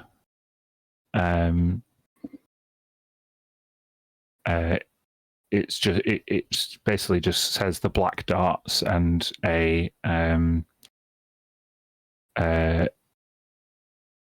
it's like a long silver spear that is clutched in like a scorpion's pincer.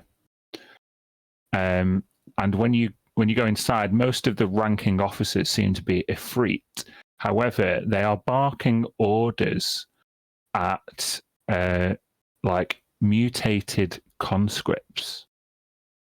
At this particular checkpoint, as you look through, you can see a military exercise going on, and these humanoids seemingly have been altered magically to have like different animalistic appendages. For example, one of the soldiers has like a drider, like the torso of a man, but then the bottom half of a scorpion.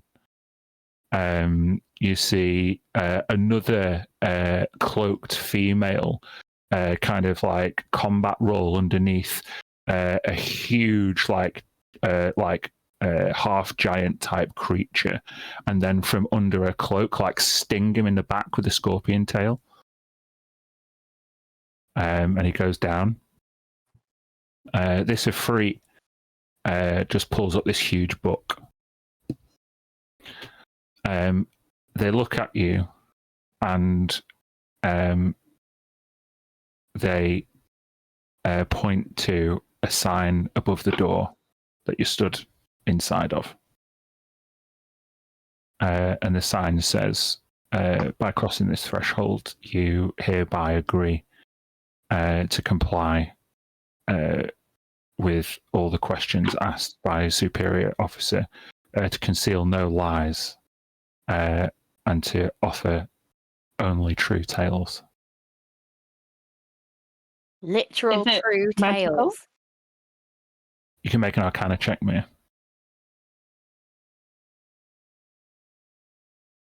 Oh, you know you're stood in a zone of truth here. Like a permo zone of truth? Mm-hmm. That's what would be set up at a checkpoint in a magical city. Wow, okay. How do you defeat a zone of truth? You pass a save.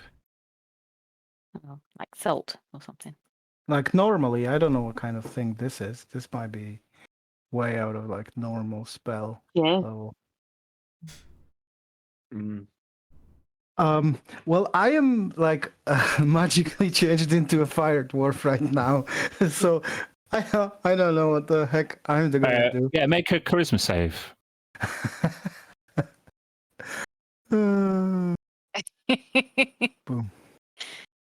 10. Mm. That's good, right? As you step in, without even realizing, you just transport back into your normal form. Oh. Like Oh, the Ifrit looks up nonplussed and says, "Yeah, it does that." sorry. I normally am very like afraid to travel here. People see a young girl and take advantage, so I just change my appearance. It's nothing illegal. Are you here to report a crime, miss? Nothing yet. Hopefully, luckily I was able to avoid that happening. Do you need a military escort around the city? We can just call Watchfire House and arrange one for you. Head of security is really accommodating. I think we're gonna be fine. Thank you. I just I'll want lean in to... and I'll be like, why don't you give them a call? Baal Hotep himself is going to be pissed. We're on his business here. We're looking for someone and we're being held up by your guards. We have somewhere to be. Yes. Very clever. And you're making quite a fuss out of it. We're supposed to not be seen. Obviously, we're not good enough at sneaking around, so why don't you cut me a break? Make a charisma save, Smoke. That's all true. Not a single lie was told. The Not a way single you're lie. characterizing it, though, we're going to see how successful you are. I'm purposefully being truthful. It is the truth, but not the whole truth. That's not bad. That's not bad for +0. Zone of truth, right?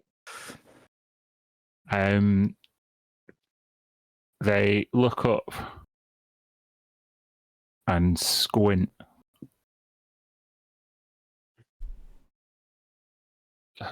Hotep knows this is a clandestine operation. You're familiar with his relationship with Cerulea? She finds out we're wandering around getting caught by the Ifrit guards at every which way checkpoint, and she's not going to trust that we're going to be able to complete her mission very clearly. I don't know who Cerulea is, but I mean, you wouldn't be able to say those things if they weren't true, would he, boss? And you just see like a ranking officer go, "Will you just get them to pay the fine?" But should we pay the fine if they're working for? We'd be forced to ask for reimbursement from Hotep himself, obviously. Now you can. Do they have any like badges, like name badges or anything? Yeah, badge number. Hi, I'm. Start taking down the badge numbers. Officer 65410. You can see their rank. not that you would know what it was, but obviously you've seen the banner. You can identify the platoon, which is the Black Darts.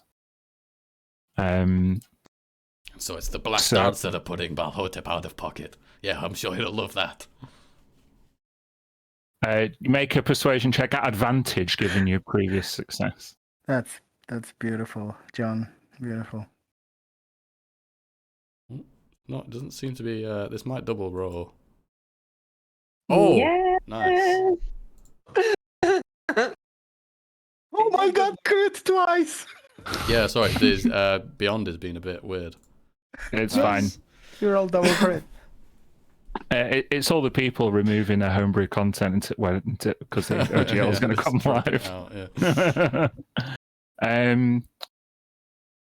Wow. Oh, Balhotep didn't inform us that it's going on. Clearly, you've got somewhere to be. Can we assist you in any way? Please don't. Let's go. And he just shuts his registration book and says, "Well, get out of here." Come on. I'll rush everyone up. Like, are we getting our boat back or? Forget the boat. All right. Okay.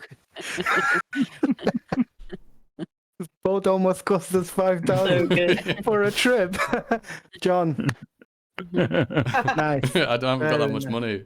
I need it. John's tracked down the fucking guy, found where you need to go, and got you out of a fine. Very good thinking. Hey, right there. Excellent. Okay, so you walk along the arches. You're not far now from the foundry. On the horizon, you can see like much more. Much less of the like military-industrial complex that you're surrounded by, and much more of the culture of the city of Brass. You see like temples with pillars, civic squares, places of worship, sculptures. The foundry is really beautiful. A real clash of cultures as well. You have never been here before. Yeah. As we got off the water, though, trying to avoid this thing happening again, Tilly's gonna cast the Pass Without a Trace on us from the staff. Now Cool. you cast it. Well, it didn't make sense to do whilst we're traveling on a boat. I think it was too obvious, but hey. Okay, yeah, you managed to hug the side streets and narrow alleys of the foundry and are cloaked with Tilly's spell, so you can pass through unharried. I guess we need to make a group stealth check just to see how effective this spell has been. Have we at least managed to save some time by doing most of our travel through the canal? Of course, yeah. It is probably about like 11 a.m. So you're not far from lunchtime. That's 25 for me. I do have disadvantage now. I'm gonna use my ability to make the crit fail reroll. Reroll. Cool. Mm-hmm. Thank you. There we go. 33 for Jacob. 33, 25, 28, 22, and 20. Yeah. You you can pass through. You avoid any scrutiny. There are fewer guards in this area. It's almost like you pass through a threshold when you leave the arches. You go past a lot of guards, and yeah, it's a lot less visibly scrutinized or surveilled, rather. But yeah, what are you looking for? Where are you going? The Mosque of the Eternal Flame is where she is. Mm-hmm. Need to ask pedestrians where it is. It should be fairly easy. Can we look up and see any kind of big Dome? sort of religious temple-y kind of? You can make a perception check, mate. There are lots of different temples and symbols and different types of roofs and spires and domes. Oh dear. Oh, I'm abusing this today, and I'm gonna make you reroll. Mm. So do I re-roll instead of take the 19? It's your choice. Take the 19. Cool. Yeah, you see a temple with that symbol carved out of brass on top of a spire that is protruding from a dome. Maybe like quite central, actually. Hold on. Oh, I've already done this. I don't know. Doesn't matter. Okay. So yeah, it takes you another half hour or so. So about 11:30, you make it towards the central region in the foundry, and you make it to the Mosque of the Eternal Flame, which looks like this. Hmm. Oh wow. Oh.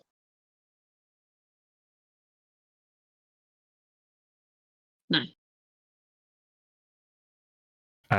With that, I'm just going to take a bathroom break for 2 minutes. All right? Yeah, me too. That's good. Mm. Cool. 10 minutes. So had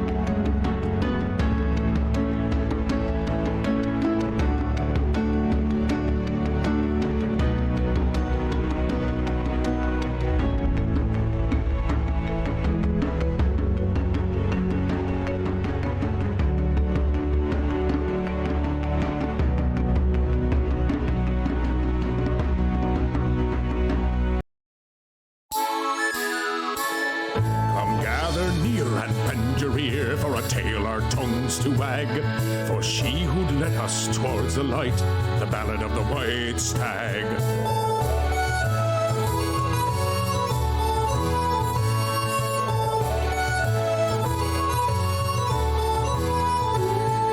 The chairwoman sat at her desk one day while the rain came down so hard. She met 5 white stags who brought the sunshine back, and she made them all town guard. words. She was crossed by a gnome who armed some bombs that would make the dogs into a pond.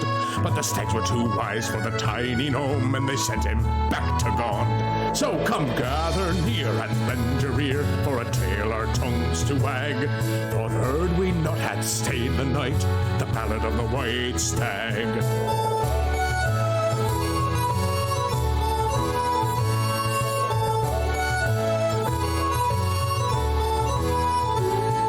She roused her men at the feasting hall, and she took the stags to the city wall.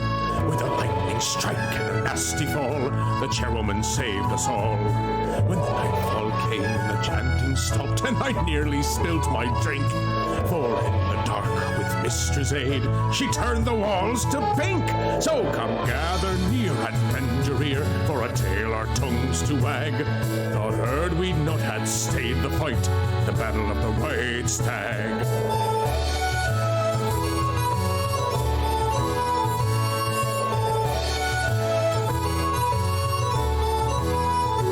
Now the chairwoman wields her family sword, and her brother wears a mask for the forgers' guilds and traders too. There's not too much to ask, so come gather near and lend your ear for a tale our tongues to wag. You better tip your glass, 'cause she saved our ass, the battle of the white stag. So come gather near and lend your ear for a tale our tongues to wag. You better tip your glass, 'cause she saved our ass, the battle of the white stag. Hey ho!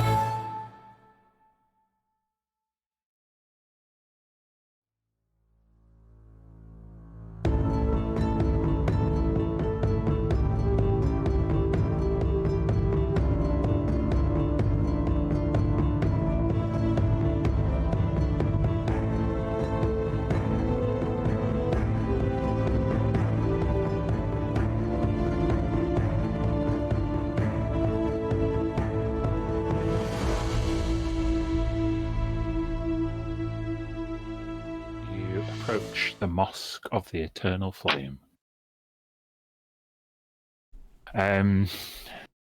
You see, as people approach the mosque, that they are led into there's a place to wash and to put all of your equipment, and they are guided through the kind of ritual of releasing yourself of your worldly possessions by an old man. He is human.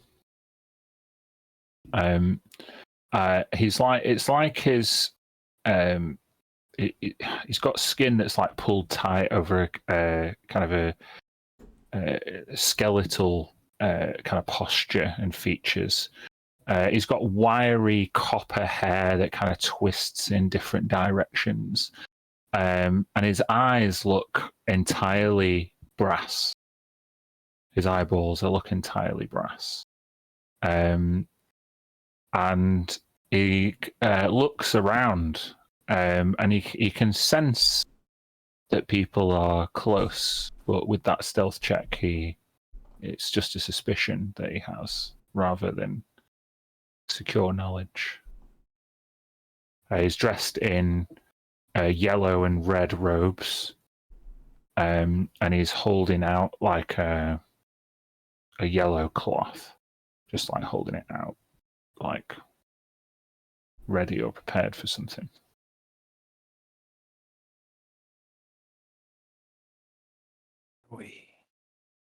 Are we sneaking in? Oh.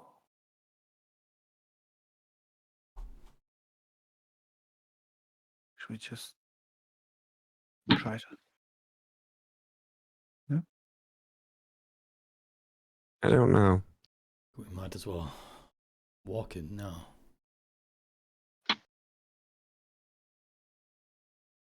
Seems like it's like any public person could come here to pray and stuff. Yeah, right? you It's might not have like- seen a couple of people come in and out in a couple of minutes you've observed this place.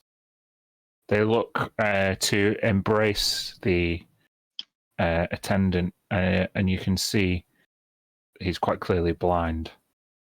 But he also carries himself with some assurance. He appears confident and looks towards people's faces as soon as they start talking. And you see this yellow cloth that he holds out. He takes people's hands in it, and he closes the cloth over them and kind of shakes their hands up and down. And people feel like blessed to receive this greeting upon arrival and departure. Should we take the blessing? When in the City of Brass.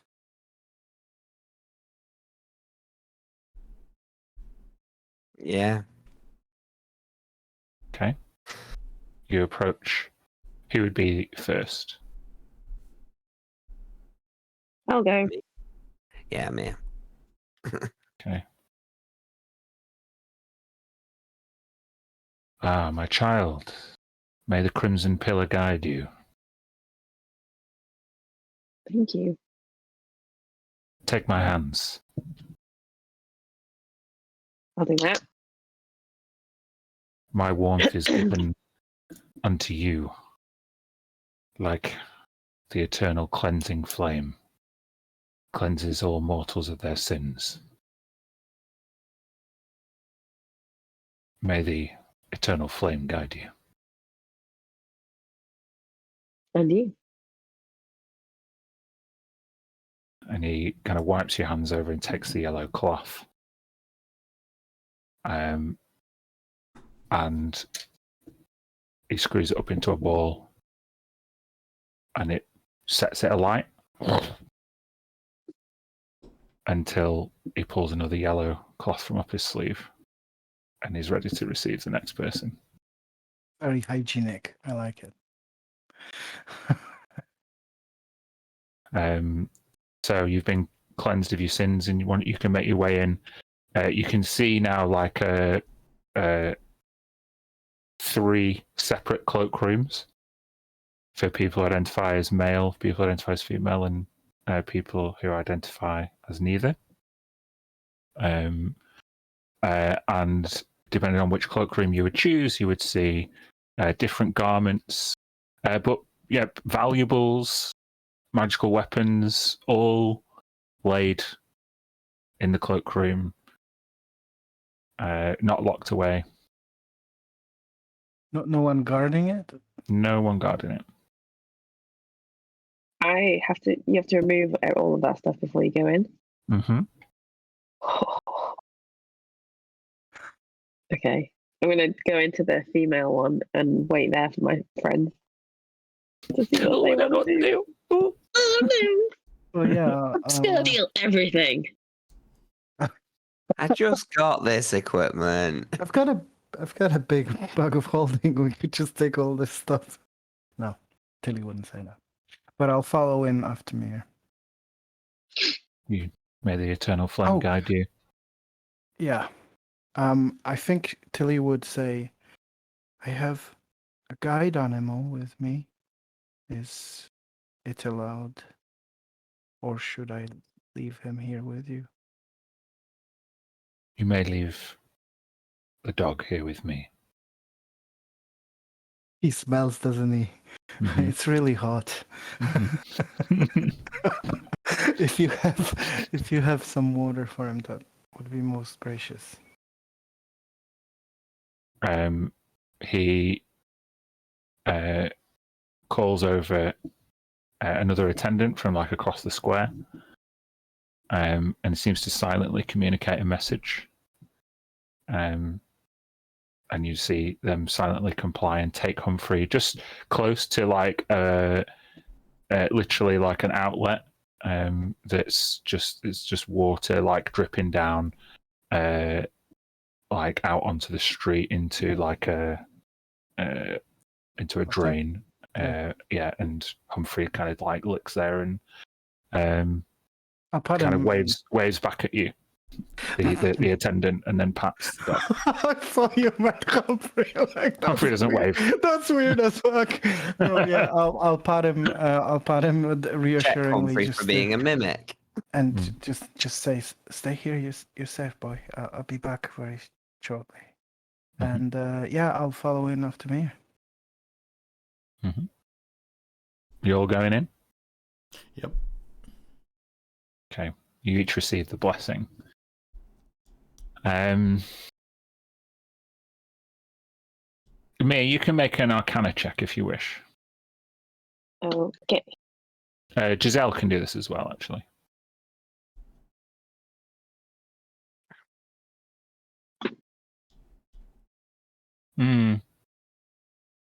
It's weird. Like when he touched you with this gold cloth, it's like you felt this like energy like course through you. And when you put your equipment down, you feel your equipment coursing with the same energy. It's a valet ticket. Kind of energy. Oh, with that check, you're really not sure what an unusual experience you just had. Okay. That was tingly, but I guess we're leaving everything. I think it should be okay. Right. Yeah. I'll Okay, delete all your equipment. No, it's fine. You don't have to. It's all gone. No. are we again. taking off like amulets, rings, that sort of thing? No, fineries can be kept on, which you'd see a sign for, presumably. But yeah, weapons, food, shoes, anything like that off. I can imagine Armor the as well. Yeah. Pardon, sorry? Armor, Armor yeah, as well. armor off, yeah. I can imagine the sign said, "In case you failed an Arcana check, this you can do this." Oh god. Okay. It just says thieves will be, and then there's a column of fire and a silhouette in the middle. Perfect.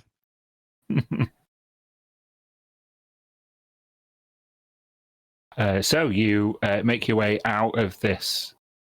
Yes, Lucas. Can I take a look around the things to see if I can spot something of Vida's that I have seen her have before? You can make a history check if you want. Okay.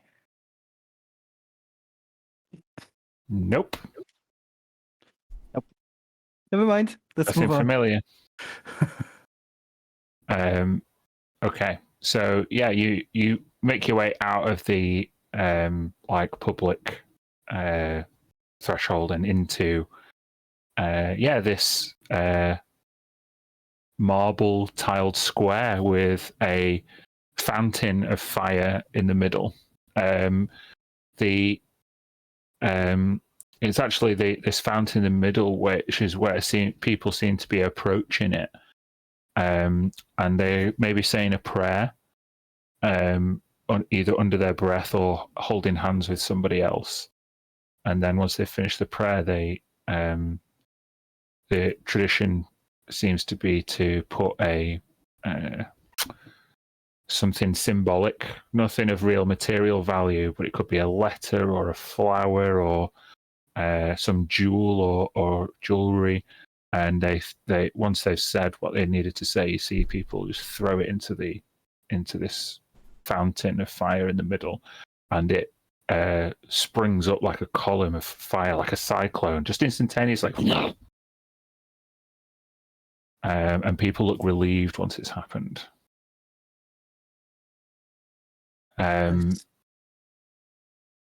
What do you want to do? This place seems to be very important to these people. Is it strange for Vida to choose this as a hideout? She I didn't think it's strike me as a rather. religious type. I think rather than a hideout for those reasons, it's due to the fact that she doesn't need a weapon, and now we are unarmed. Very suspicious today, Jacob. It's Vida. I think he's probably right. Blaze also said that she felt safe. I because mean, if people you're the think- only person armed in a place, then of course you feel safer.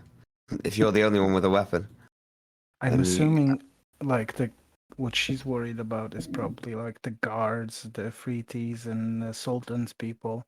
If they can't get here with weapons either, then it's safe. How do we find her though? I imagine if we sit and wait patiently, she would find us.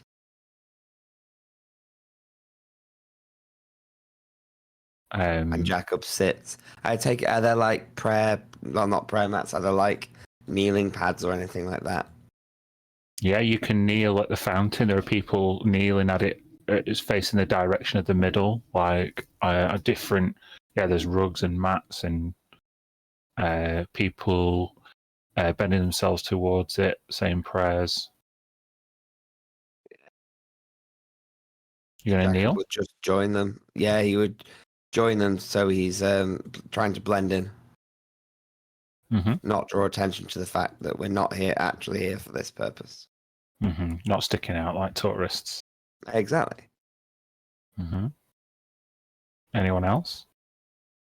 Yeah, I'll also go kneel and make a prayer. I'm going to actually make a prayer for Dangling Lace and Shemeska. Okay. Who are you praying to? I feel like I'll just kind of leave it open to whatever forces coalesce themselves in this place. It's kind of a bit like sort of uncomfortable about it, but I feel like I need to just release something. Yeah, you're About carrying a those two. burden. Yeah, You need to rid yeah. yourself off. And I Just make a I no religion longer check. have Urkashindi to give it to, so it's kind of like, oh, will someone take it? You know, will someone take this prayer? You lost 2 gods already. Yeah. You must release your burden, Daniel Jackson. So, you kneel and you focus on. Well, tell me what you tell me what you do. How do you say anything? What are you thinking about? What's Smoke's approach to this? I think I wouldn't be saying anything out loud. I'd just kind of think it. I'd kneel. I'd just kind of look at what everyone else is doing to get an idea of how to kneel and kind of close my eyes and face the fountain thing in the middle. And just think about how sorry I am to Shemeska and Dangling Lace and the rest of the Mirrokin. And I wish it was easier for me to have the power to release them. At least I could do is wish for them and pray for them while I'm here. And I'll just meditate. Okay. Excellent. Anything else anyone is doing in particular in this serene place of confession, of consolement, of peace? Giselle is going to find somebody that looks like they're not praying in the exact moment when she looks at them, but they're looking, like they're concentrating, and sidle on over and say, "Oh, well, this is beautiful, isn't it? Are you okay?" It takes you a little while to scope out an available person for your audience. And you see somebody who has purple skin, kind of like you do a bit. A female with white hair. She looks to be in her early 40s, but it's hard to tell. That's quite young for a drow, quite youthful looking. They have like a high collar black robe on, and she sees you approaching. And what did you say? That it's beautiful. Are you okay?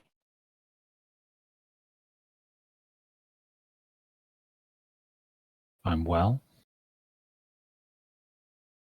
May the eternal flame guide you. May the eternal flame guide you too. You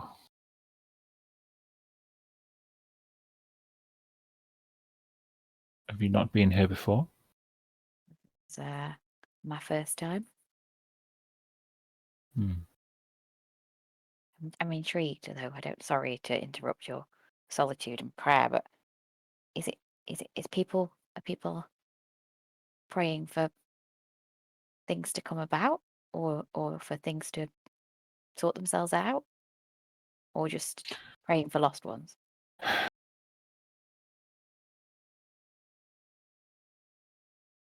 Kasuth is not someone who brings consolement or resolution. People who worship here at the Church of Kasuth channel their passion, and for those people who wish that they could deliver their passion in a different way, who maybe, how do I put this? You ever wish that you could say something that you didn't have the courage to in the moment? Oh yes, for sure. Have you ever been slighted in public, and while you held your tongue and shrunk away from that opportunity, you'd give anything to go back in time and say the things that crossed your mind in the painful nights afterwards? I mean, I get, yeah, that could be that.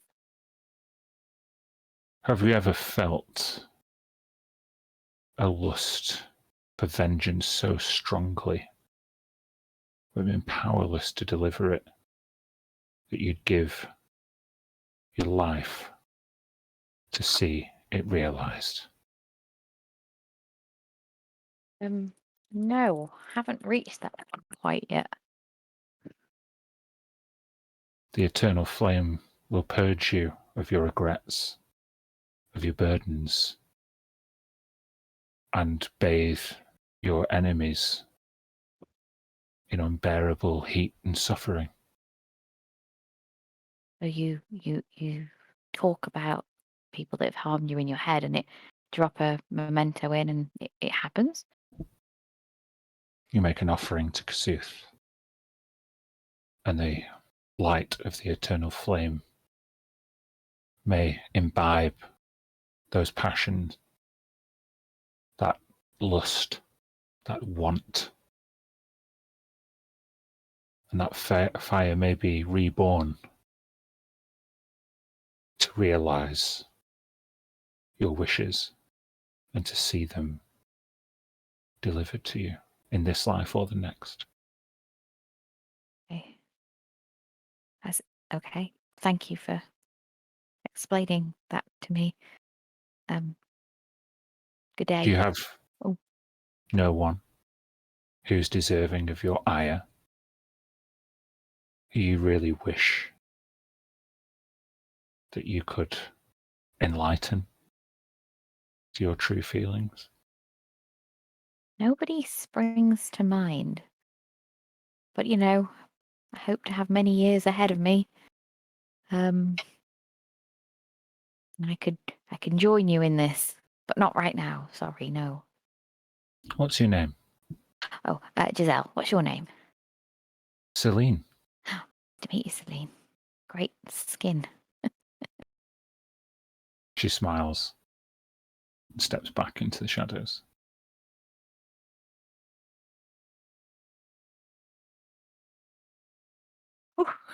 Anyone else? It's my Kirsty. I know what you're looking for. She's my daughter. She's my daughter. What? Nothing. Never mind. I think Tilly would be sort of listening in, standing close by to the discussion that Giselle was having, listening in the explanation of Kasuf, and then be sort of transfixed on the fountain because I think the flame is drawing her, right? The her recent experiences, and she gets sort of close to the fountain, and almost tries to reach out the hand as close as she can bear, because that was like the worst pain she ever felt. But at the same time, she's drawn to that same feeling of reveal. She keeps inside and like draws the hand and just sort of looks at it in the flames. I want you to make a religion or history check.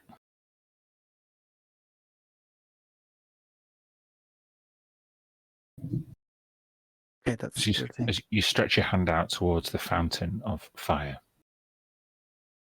and in a brief moment, your vision is transported in a violent flashback to the burning village of Jadewater.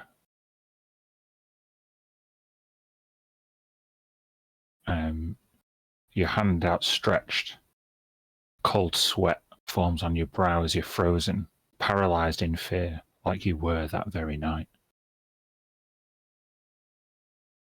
I'd like everybody else, apart from Smoke and Jacob, to make a perception check. In fact, that's just Lucy and Kirsty. But sorry.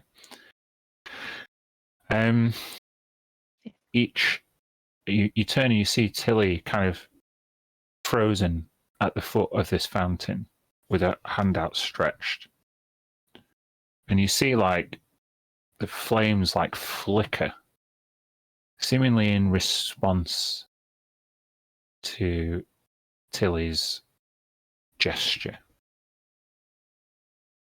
Giselle, it's only fleeting.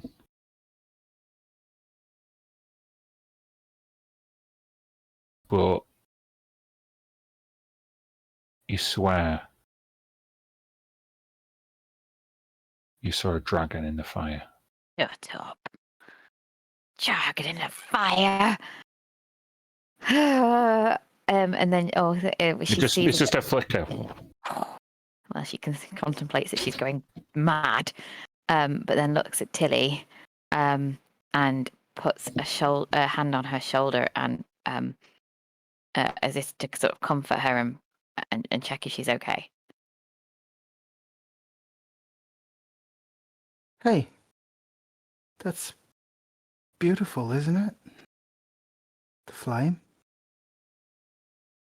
I mean, it's a very beautiful area. Why? Are you okay? Yeah, I think so. This place, I don't know, it just weirdly calls to me somehow. I can't. I don't know why.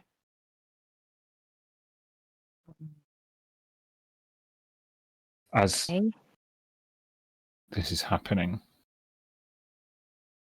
Smoke, you feel somebody kneel down next to you. And in a soft, soothing voice,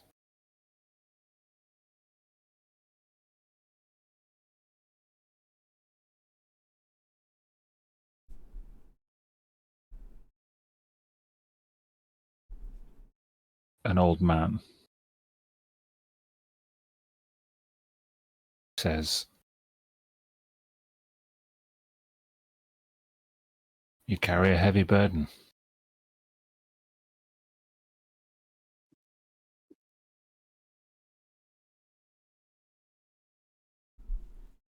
Oh, is that clear to see, is it?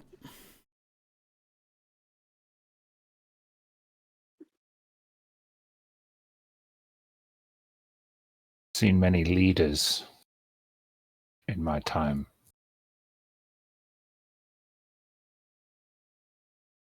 The burden of leadership is not to carry the troubles of those you purport to lead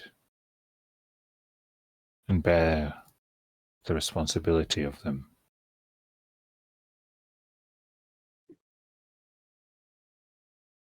But it is to guide others in a direction so they may release themselves of their burdens.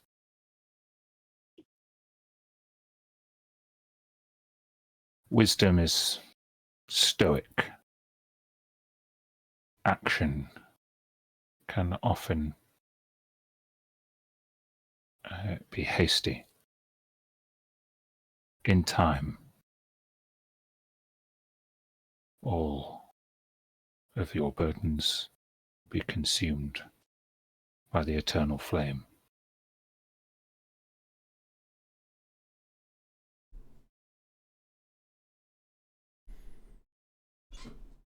And if guiding others leads to their ruin and to their pain, it's still not a heavy burden to bear. Each must forge their own path. Responsibility for their pain is not yours, for that pain will be extinguished as soon as they pass on to the next life. And thus you should extinguish your guilt. Guilt that sits heavily on your posture.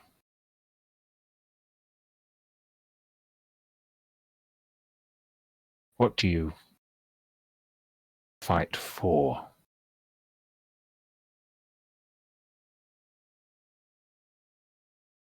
For the dignity of my people.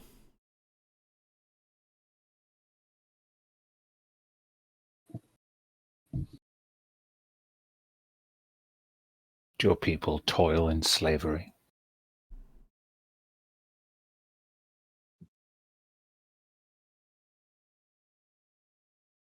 Now you ask it that way, makes me wonder if one is not in chains or manacled,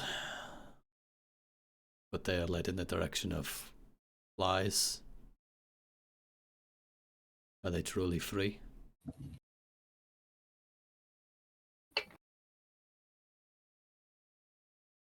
Is anyone truly free? It sounds to me like pride is the seed of your guilt.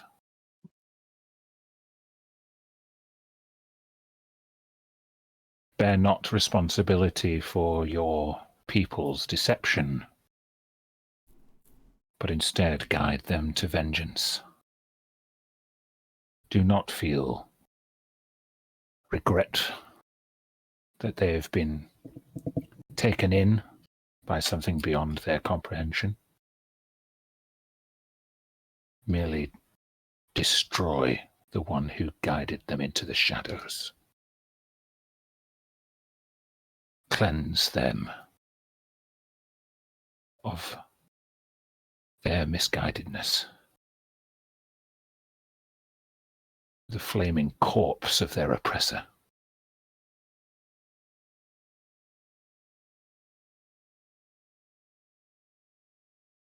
It is a cunning wisdom rarely heard of on the material plane.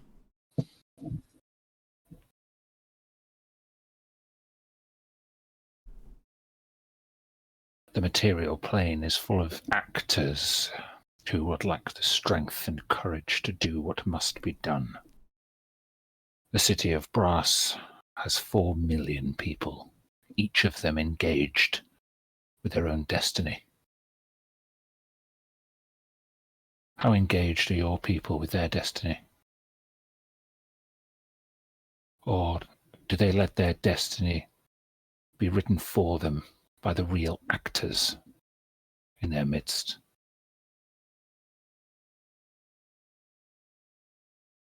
Tis those writings that I find myself trying to undo.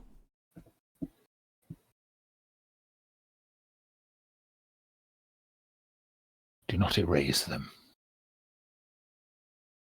Burn them. And you feel him stand up.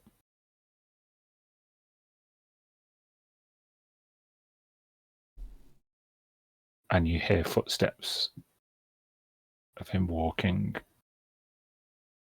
away. Yeah, I'll stand up and just kind of turn, look over my shoulder and just watch him walk away. I catch maybe just before he turns around, guessing I don't recognize him, but what does he look like? You see a human male in his late 60s. Handsome for his age. In kind of like noble clothing. He's got kind of like a cape and like bouffanted sleeves that coalesce into like tightly wrapped gauntlets that allow for mobility and like nimbleness. He's quite a lithe frame. He walks with an assurance and nimbleness, belying someone maybe 20 years younger. And he steps up into a covered hallway, which is lined with stone pillars, walking in an easterly direction.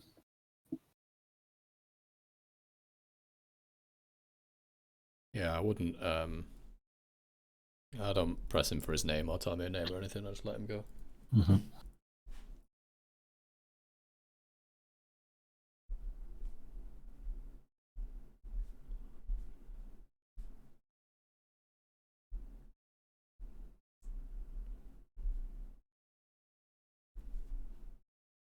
So, you stood. A few worshippers come and go. You're in this central sanctum. Giselle is going to sidle up to Mia and say, I think I saw a dragon in the flame. What? Like the outline of a dragon. Oh. When? When Tilly was looking into the flame quite intensely. Oh, I saw it flicker, but I didn't see a dragon.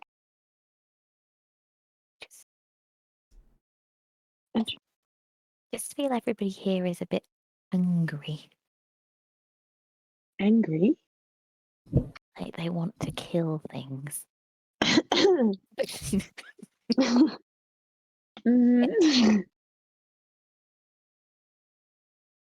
Makes sense. That's where we've been directed to. Just wanted to let you know. Yeah. Thank you. Going to keep an eye on Tilly from now on. Not sure there anymore. Yeah, she's not who I would relate to dragons in any way, really. Maybe she can turn into one. I don't know. A familiarity. Maybe. Maybe. Anyway, that was all. Thank you. What do we do now? Well, I've not had a chance to say, but I would just be looking for Vida. Kind of like looking around at the architecture and stuff. As a person who's designed 2 temples myself. Mm-hmm. And taking the architecture in, but also looking for that flamed hair. Youth. Mm-hmm. Okay. Just make a perception or investigation check, whatever you want.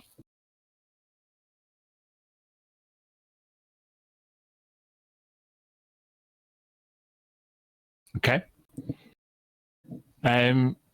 You're certain upon an initial sweep while of everybody's kind of just occupying this space that she is not here. But you see that various corridors offshooting.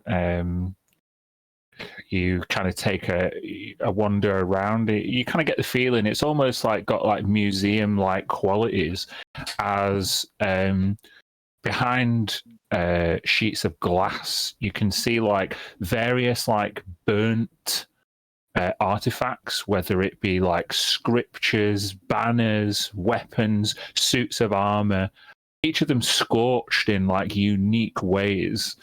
And there's like plaques next to them where like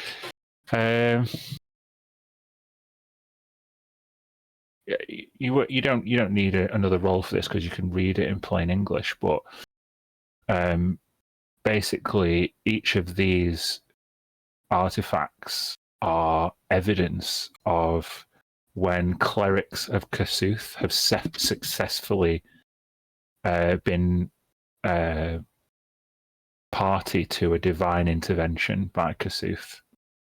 And you can see invariably that a divine intervention by Kasuth, the god of fire, is just an almightily destructive column of flame which absolutely destroys everything it touches. And these are just the remnants of things that have been glanced by it and not completely destroyed. Wow. So if you're asking for a divine intervention, it's not that you want to choose what you want, it's that what you're asking for is a big column of flame from him. Exactly. Cheap.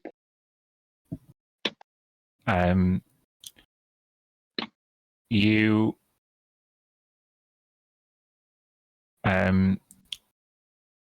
come now around the corner to like a memorial now, and this is people who have been people who have set themselves on fire in order to get closer to Kasuth. Yep. It's a specific ritual of self-sacrifice that worshippers of Kasuth think brings them closer to God. Everybody knows how painful and dangerous and final it is, and it garners nothing but respect in the Church of Kasuth. And there's a long list of names. Any that I recognise on a quick glance? No. But it's a long old list. Mm-hmm. This wall has been here for 1,000 years. You just look, the dates go back and to 450. Okay. And is it still being added to? Are people still doing it? Yeah. The wall stretches on blank for as far as you can see in this corridor. As you're observing the names, you hear a voice. I wouldn't like to go out the way they did.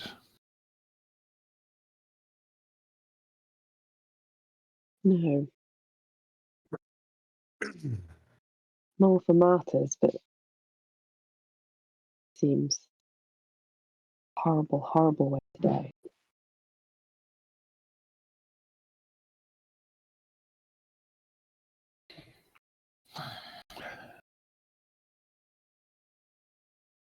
Speaking of which,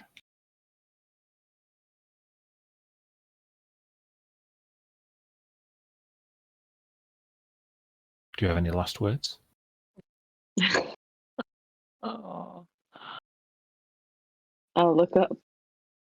I'll look at where the voice is coming from. And as you turn round, she stood maybe like 4 meters from you. And as soon as you turn, she's right next to you. Why are you here? We want to talk to you.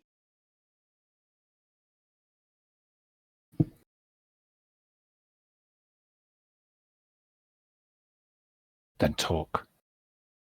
I need everyone, and I need a safe room somewhere. Make a persuasion check. Oh boy.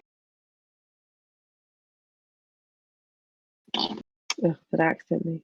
I don't- You got it. 17. Oh, sorry. Fine. You have 10 minutes. And she runs a hand along one of the names and then presses it. And a door behind you opens in the stone.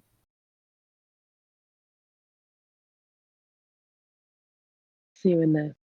And I'll run and go and just grab everybody as kind of quickly, but without causing too much drama. So just as if I'm sort of rounding up my friends. Mm-hmm. There aren't many attendees that you see.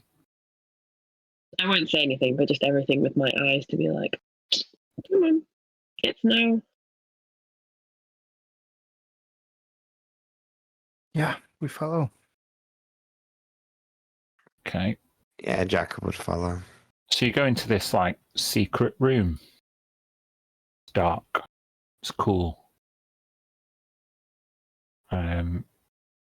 I'll just see if I can take you there. Just bear with me.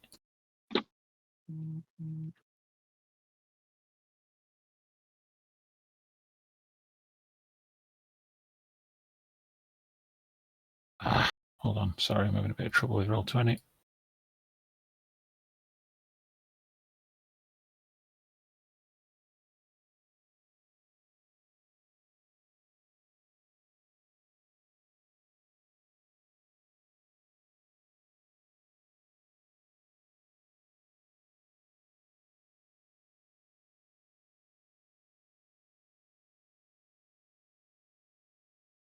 Sorry, it's been real shit.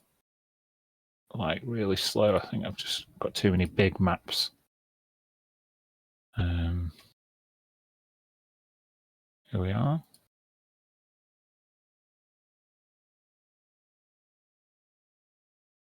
You can put your characters wherever you want. I'll just move you onto the map.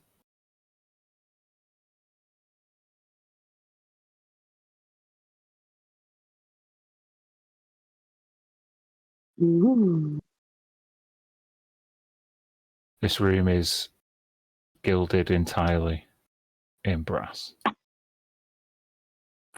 A far cry from the stone room that it's secretly adjacent to.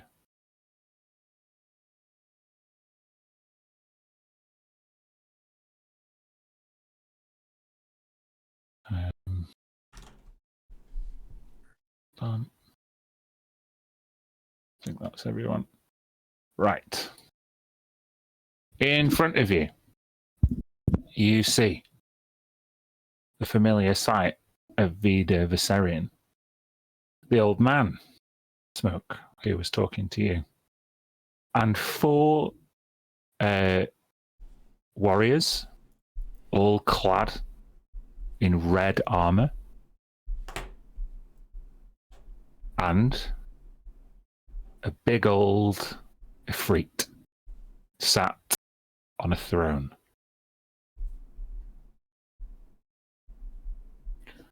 Welcome to the revolution. I thought we were going to talk to you by yourself. Anything you have to say to me can be said in front of my new order. Your new order? What happened to the old one? The Order of the Shining Shadow is no more. We've taken our rightful place as the Knights of the Ashen Palm. And with that, each of the people remove their red armor, and you see Sorn, Dartharis, Pelinelli, and Celine, who's quickly got put a load of armor on and come in. Yeah. Makes sense. And yeah, the bigger freak who is just seemingly observing, sitting right back, kind of like Jabba the Hutt, just watching everything unfold from a platform. I assume that we're safe from divination spells in here. Correct. It's, Good to know. I'll kind of look around to see if anybody wants to do the talking. So you. I'll come and stand next to you. Yeah. I think, although Mia is easily entitled to do the talking here, I think Kirsty's struggling a bit. Is that? Yeah. Do you want A little play? bit. Oh, sorry. Okay. Yeah. Yeah. I mean, yeah, Jacob. Go on, Gareth. You try. can do the talking. Can chime in. Yeah. One rogue to another. Well, one thief. Vida. Oh, Jacob found a new city to pillage important things from. Stopped my pillaging ways mostly. Cleared my home city of villains, ruffians, and my family. So quite busy running that now. Why are you here? We were sent on an errand, and when coming here, we were sent on an errand to find out why traders stopped between Nazarene and here. Sounds like a diplomatic mission. Yes. So we thought when we got here, we found that people were looking for you. People? Yes. Without giving too much away, after all information has a price. We have some information about the situation that may be useful to you. Believe you're here on a mission. What do you know about my whereabouts here? People think there was a suggestion of a planned coup. What evidence do you have that a coup is being planned?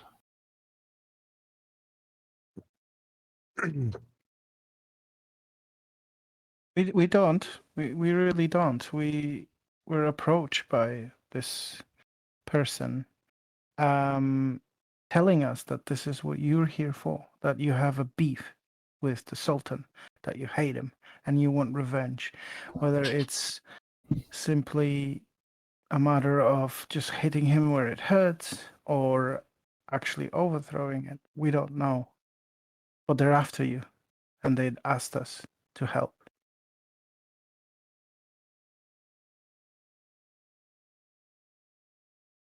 She looks deferentially towards the old man.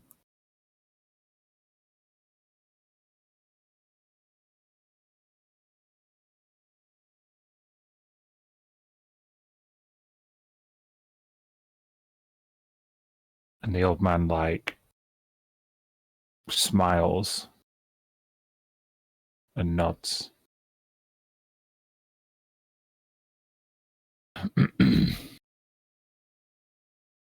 You've been in the city of Brass less than 24 hours.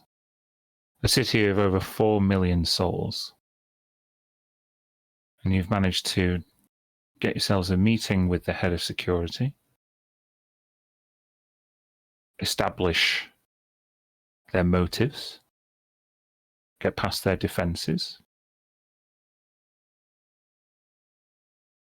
and potentially play directly into their hands. How do I know you weren't followed? Oh, we most likely were followed. Now, as you can gather, if our plan was to capture you and have you up in chains and into the hands of the Sultan, then walking in here wasn't it. But if we don't leave unharmed, then that tail that's on us won't be long after you. But we could care less about the Sultan and his needs. We might be able to come to a beneficial agreement.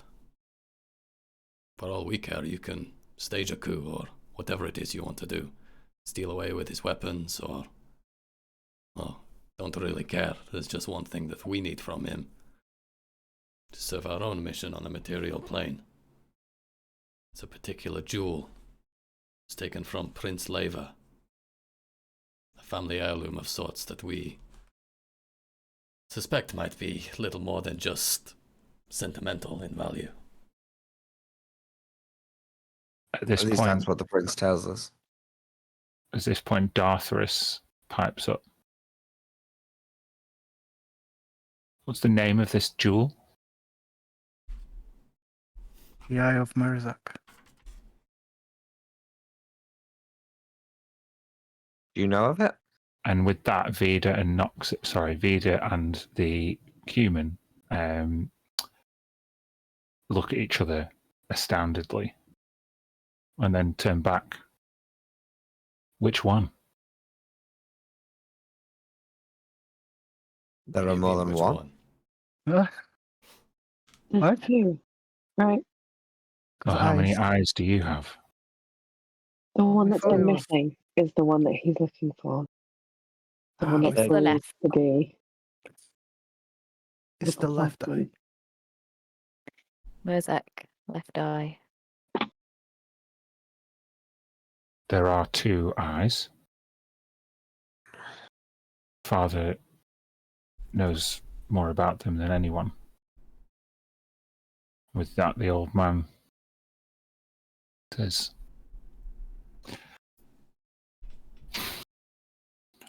not to impart a history lesson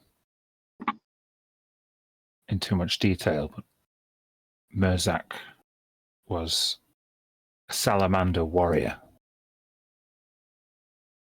One who led an uprising backed by Dao magics.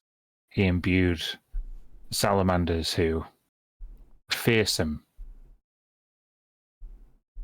try and stage a revolution to end slavery in the city of Brass and to depose the Grand Sultan. Now, of course, an entire legion of fire newts, salamanders, and phoenixes stands no chance against the might of the Ifrit. And he kind of pauses for a sec to see whether the Ifrit behind him acknowledges it. There's no such acknowledgement, and he continues. Once Merzak was defeated, he was made an example of, and his eyes were turned into precious jewels by the might of the Sultan. One jewel, one of the eyes, gives the beholder power to dominate anyone who originates from the plane of fire. They must unquestionably obey your orders.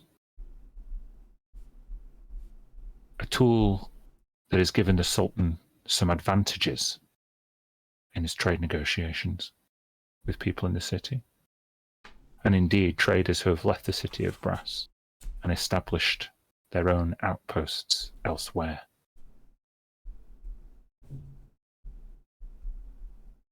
The other eye said to unlock a flame of vengeance within the soul of its possessor. However, this flame, this Eye of Merzak was deemed too dangerous, and if anyone within the city of Brass were to acquire it, then they would be the only one who could stand against the Sultan. An unstoppable force and an immovable object. Thus, the Sultan cast the latter Eye of Merzak into the fountains of creation. It cannot be destroyed by the fires here, but it's almost too dangerous for anyone to pursue. Almost. And with that, Sorn smiles and nods. So it still exists, or it was destroyed in the fountain? The fires in the fountains of creation cannot destroy it. It must still be there. I return to the city of Brass. Now Veda's talking. I return to the city of Brass to acquire this item. And though I would dearly like to stage a revolution, my only objective is to rescue my mother. Your mother? Noxus looked pained. Father. My mother is a drow who was traded into the Grand Sultan's service not long after I was born. She is one of his harem. Correct. Well, My father here served at the Sultan's side loyally in his youth. But after the uprising,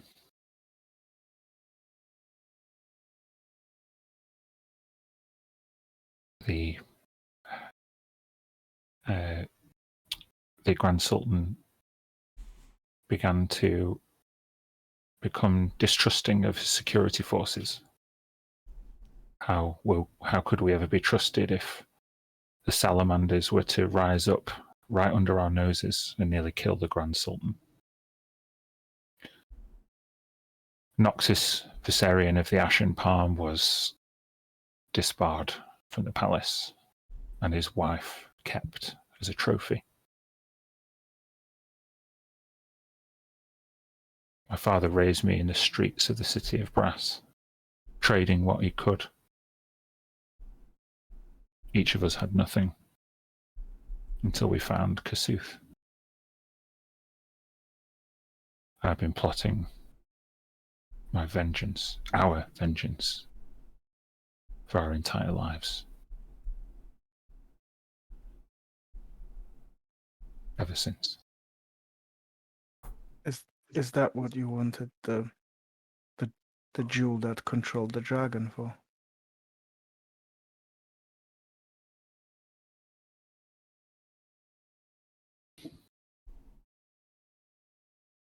I had my own reasons for targeting those dragons, the Primarchs of Pain. And I thought that I could bend their will just as the Grand Sultan bends the will of others to accomplish my goals. However, since Mazar here and I've got reacquainted, he is able to furnish me with some knowledge about the Eye of Merzak. And in place of an orb of dragons, an eye of a salamander may be just what I need.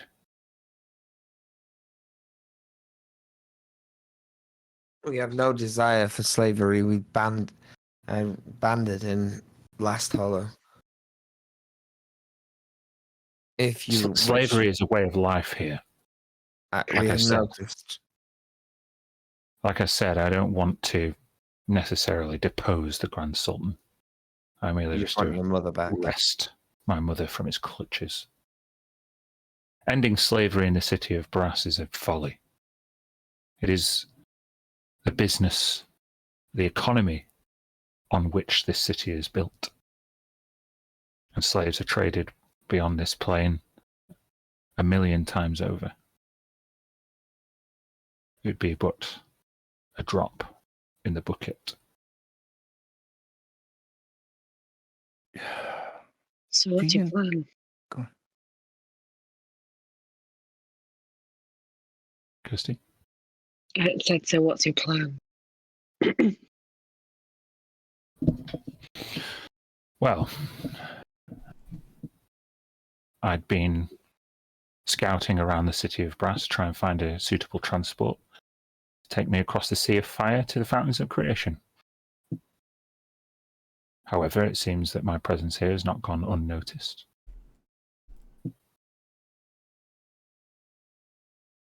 I hide here in the foundry because even the Grand Sultan and Baal Hotep would risk upsetting the delicate ecosystem if he were to start rolling his tanks and troops through people's religious worship.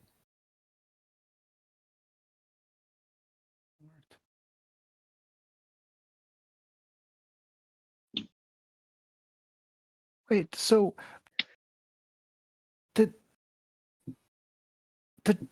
so he lied to us completely, Prince Leva, didn't he?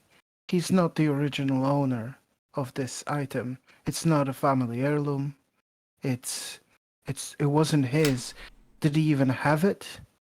Did he previously stole it from the Sultan and he got it back, or he just wants us to get it because he knows the Sultan has it and he will use it for? He covets it himself. Yes. DM, did you say it was the left one that gives the power to dominate one person from the plane of fire?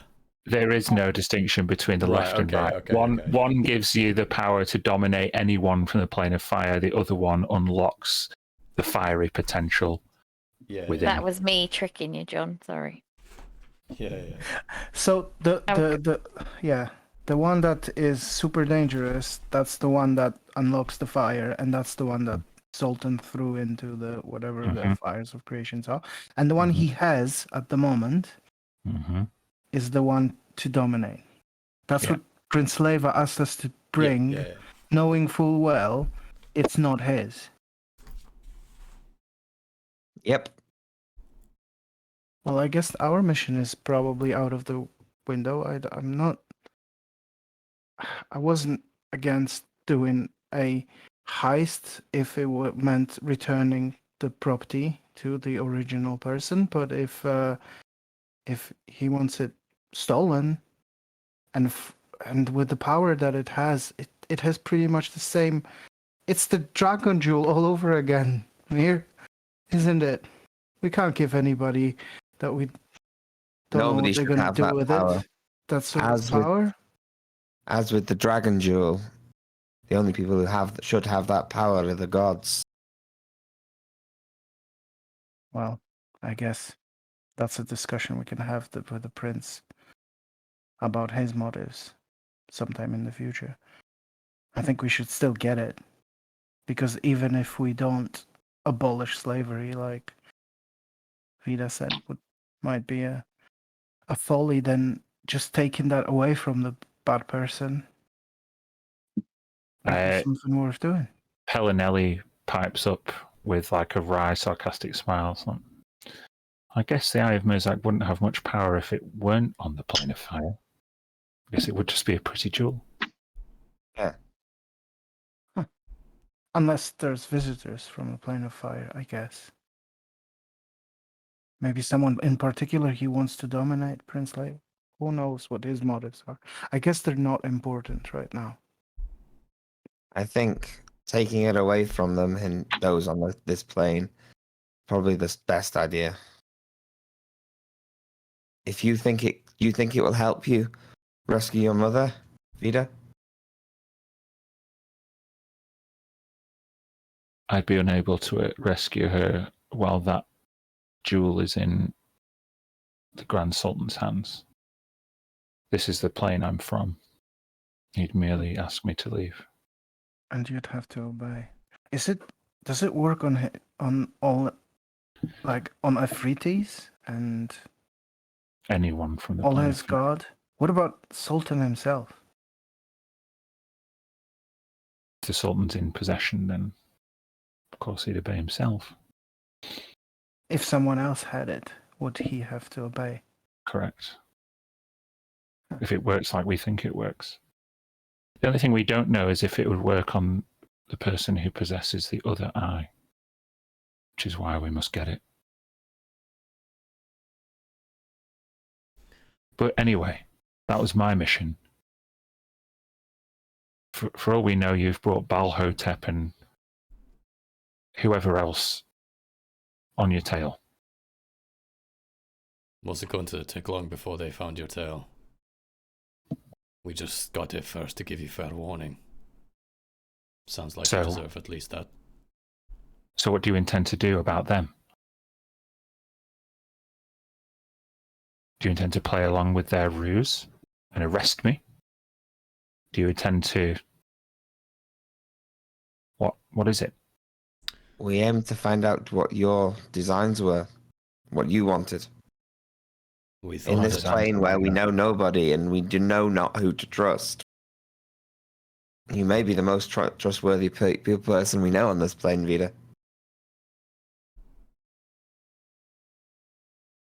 That's ironic. I guess for both of us.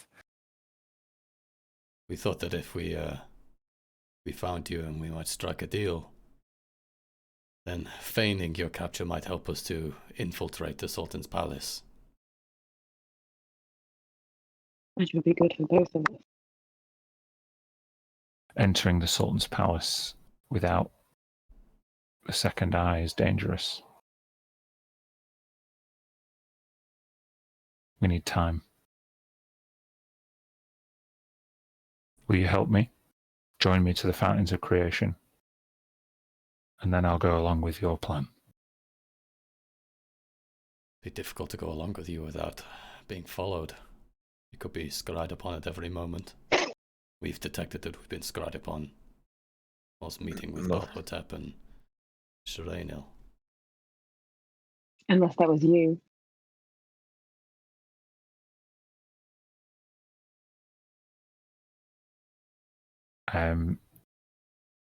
Pellinelli kind of smiles and shrugs. Vida knew you got here yesterday, and she asked me to keep tabs on you. I'm not sure Balhotep needs to scry on anyone. He's got like 300,000 troops in this city. Eyes everywhere.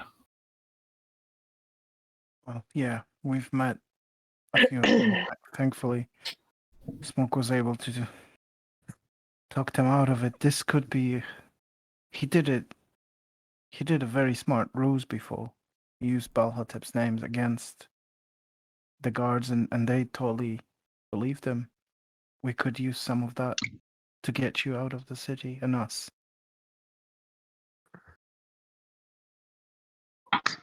So what do you propose? How do we accomplish our goals? How can we utilize each other to our own advantages? Why don't we, why don't you go out to the Mountains of Creation and we'll tail you just like we're supposed to be tailing you. And when we get there, we'll help you find the one eye of Merzak. And we beat the shit out of each other a little bit. We capture you, take you back for our reward, which we were assured was essentially a tour of the palace. We feign that capture and talk our way through it, deceive ourselves for as long as we can before we have to fight our way back out of there. Hopefully with the other jewel. Like everything you said, Smoke, except for letting anybody know that we're actually going after the second eye. I think that might, from what Vida was saying, that would be a mistake. If he No, of knew course, that we we're just- going, he'd send the entire army to protect it, wouldn't he? Of course we say nothing about the eye. We don't know they're going to this fountain or what's there. We're just tailing them. Yeah, but if the direction is picked up, I think we should try and get out of the city completely undetected. Of course. And then just a few days later show up with Vida and They not give us- continue our... Did he not give us 36 hours last night? How far is it, this place, Vida? It's not that far, but it is dangerous. Well, it's 36 hours. danger? I'll have to wait. Once we're gone, we're gone. I just don't think we can leave together. Either party does get caught, then the ruse is over before it begins. We need to... So we we need to get out. we leave this temple looking disappointed we haven't found her, and then tail her out to this fountain. Wait for, yeah. Yeah, we could probably just leave town, because if we get approached by any of the spies or something, we can always just say, like, we had a tip in the temple that she's, out 20 miles outside the city that way, so we're following up on it. It's just a case of how we meet up with you outside the gates. At this point, Sorn and Celine come forward. Sorn says, well, it's lucky I managed to procure 2 vessels to give Vida a choice depending on which exit she wanted to take. We have a vessel in the harbour. It's a civilian vessel. Would be much less obvious, stealthier, smaller, harder to detect.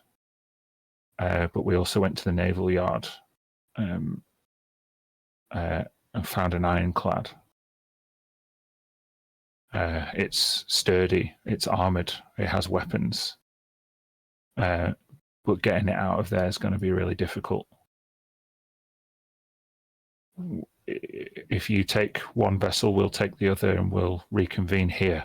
And Celine, at Sorn's request, pulls out a map of the Sea of Fire, which I don't have for you on the screen, but it basically gives the vague destination. Yeah, about 20 miles west of the city of Brass through a lake of just fire. That's cool.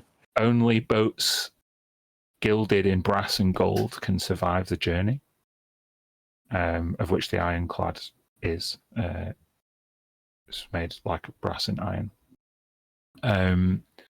And journeys, most of the trade in the city of Brass is done like through interplanar travel. People don't physically make naval journeys. The only reason this naval base was set up is to defend against salamanders, who are obviously immune to fire and can come out of the lake of fire at a moment's notice, or the sea of fire. They live there in the sea. Right. Yeah. Salamanders live beneath the lake of fire, or the sea of fire, rather. Is it Just the DM question. Is it a fluid that is on fire, or is it No, it's actual? just actual fire. It's just flame. So it has no substance. If you fall in, you go straight to whatever the bottom is. Or- Let's not apply real physics to a magical world. It's just a sea of fire that you can float a boat on top of. If you fall in, you're pretty much fucked. Yeah. Either way. I think, yes, I think that's a good plan, Vida. I think which ship do you think? We Well, take judging by the your iron limited one. timetable, we have to leave tonight. So We, t- the ironclad or the civilian vessel? we should take the ironclad because smoke can risk talk being us into seen. anything. Yeah, you guys take the civilian. I can sail it. It might not have sails because the fire, but who knows? The civilian one is sailed, and the ironclad has an engine. Do they Runs on fire. Mhm. I'll ask Vida. Petrol is literally What's all your- around. What's your plan of getting out of here? Here, specifically, this temple, without being seen? There are catacombs below the temple. This is one of the oldest places in the city of Brass. We can pop up in the Paraculum in an hour. Very good. I guess the only last question here is: are we gonna trust each other enough to do this? Do you? Why would I have any reason to distrust you? A good Well, point. we've met a few times before, right? And we were on the opposing sides of things. That when we have this jewel, what's gonna happen with it? What do you want to use it to? You want to recover your mother. You said that. What are your plans afterwards? Do you intend to keep the jewel? Will you let us take it and protect it in The way I Restra's see it, temple? if I can find the Eye of Merzak in the Fountains of Creation, and I can get in to the Charcoal Palace, and you can help me survive that, then the other one can be yours. Seems only fair to me. Inside check. Yeah, make an insight check. You still don't know if she's being totally honest. Okay. It's a risk, but she's willing to work with you. And she seems genuinely concerned about her mother. Vida, we came here on someone else's business, merely just to curry favor with another nation on the material plane. And if we desired to, we could just leave and not come back. This matter doesn't matter to us nearly as much as it does to you. We're willing to help, but something else we need in payment. Jacob's amulet. The arcane lock.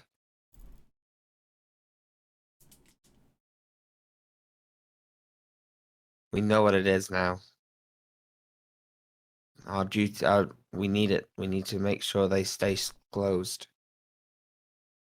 You don't need the burden of what we need to do with that amulet. Trust me, Took it'll it be a from lot us easier because to we were hand it not over. powerful enough.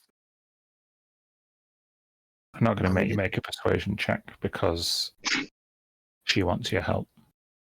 You've got an in. This is her chance too. Okay. When we complete our mission, I take my mother and one eye. You take this amulet and the other. And she pulls it out of her shirt. Use that Gallon music theme. Yes. Thank you. Who is this? Points towards Giselle. We don't know you.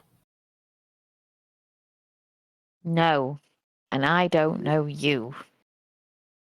Quite frankly, this is a lot to take in. Here's somebody. Dartharis says she's a changeling. She comes from Najarim.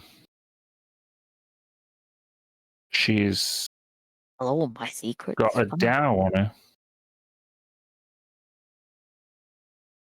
What colour socks am I wearing?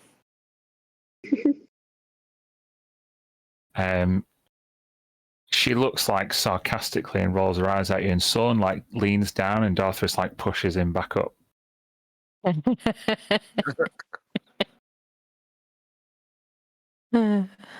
Yes. How do we know you're not a spy for this Prince Laver? Or How do you know anything in this world? I think Giselle's got sarcastic. This is not usually her. This is Lucy at the end of the night. Well, I'm not. I'm here to assist these guys. Your order that you're part of, Giselle. Didn't you? They seem to hold no love for the prince. Sure. When we spoke to them.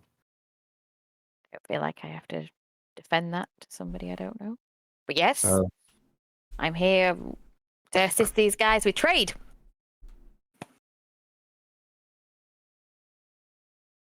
From the back of the room,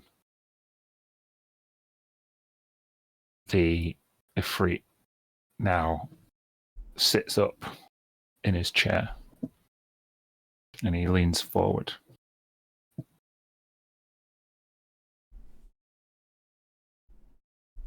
Let me see him.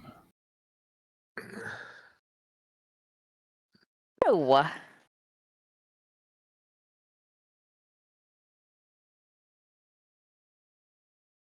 So many Dao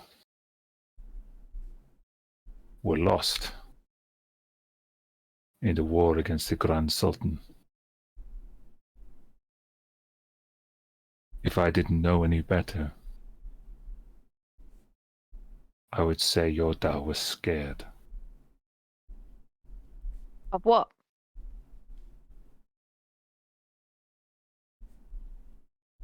Scared to go into the palace.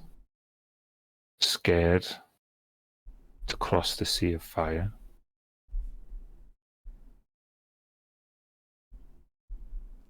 Only a coward hides in a vessel to be carried around by a mortal. I mean, I was warned about you folk, and I think that's very rude, actually. And he's a very nice chap for a rock. Why are you here? Why Giselle? why are you not? No, I'm talking to the Oh. Ifriti. Why are you on their side? Oh, shit, sorry, I've got some sort of weird alert then.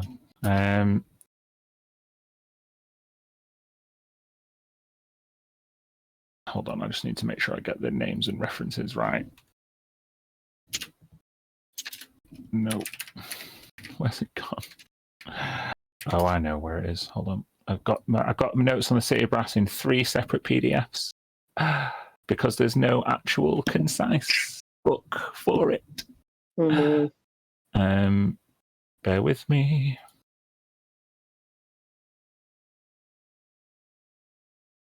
Aha.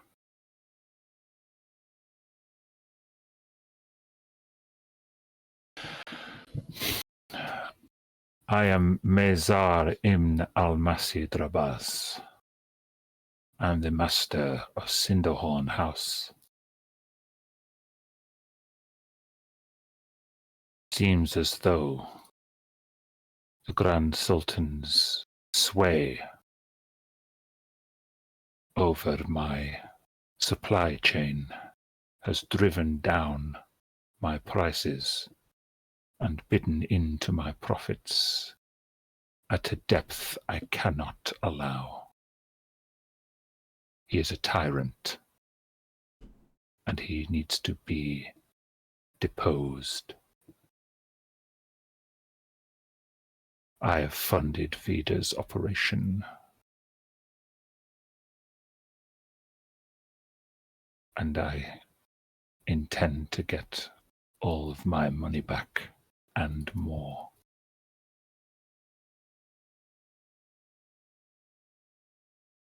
And you see kind of Vida and Noxus kind of wince. Difficult bedfellow for them. Has he defined what more is yet? Or is that just left ... I think I say to Vida. Address me directly, girl. Oh, Jesus. Well, what do you mean by more? Means profit. In terms of gold or Gold, souls? influence, the power to legislate, to make sure that the prices I sell my wares at are comfortable and not undercut. Be the next Grand Sultan, right? Or to hold sway over the one who sits on the charcoal throne. I prefer to stay in the shadows. I have to say, Vida, I'm disappointed. I thought you found someone of the true intent, one of them that isn't like the others. Someone believing in the cause. But I guess we have to do what we have to do.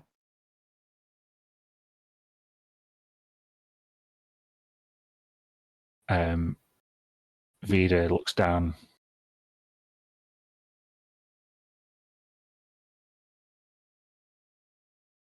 I'm sure one day you will look back on this moment, Matilda, and realize how naive you sounded. People tell me that. All the time. All the time. So, the sun is high in the sky. You may exit to the Paraculum through the catacombs. May choose to report back to Baal Hotep or not. But your vehicle is in the harbour at this dock number, and it will only be there until midnight. Just give you a dock number. I think smoke. I think our best bet would be to use him. Go and deceive him, tell him that we know where Vida is and she's on the Lake of Fire, and then just tell him different direction to where we actually go in, and ask him, can we have this boat? We need this boat. You think that would work? Are we not being offered a boat here? It's not. It's the boat's not like in possession, is it? Yeah, they've procured 2 boats. Oh, but he did say it would be difficult to get it out. That's what I mean, to use in our connections to like designate that boat as something that we have, or Yeah, you could allowed passage, or yeah, if you wanted to go to those lengths, you could get Baal Hotep's authorization for that vessel if he was so inclined to give it. From what Sorn was saying, it sounded to me like it was like, if you get into this boat and start sailing it, then whatever power gods or troops or whatever would be on you. That's what he meant. I thought It's a maybe possibility.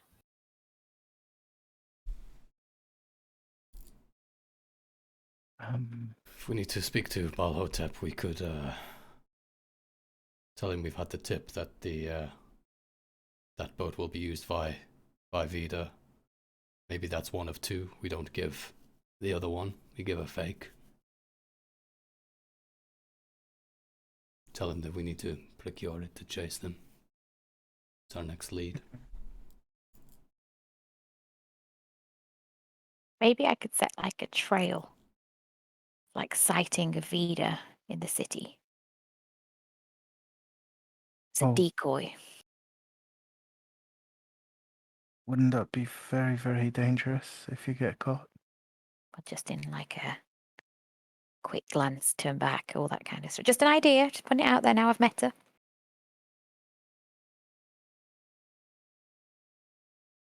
I Not like the the worst. idea. I just don't think we have the time for it.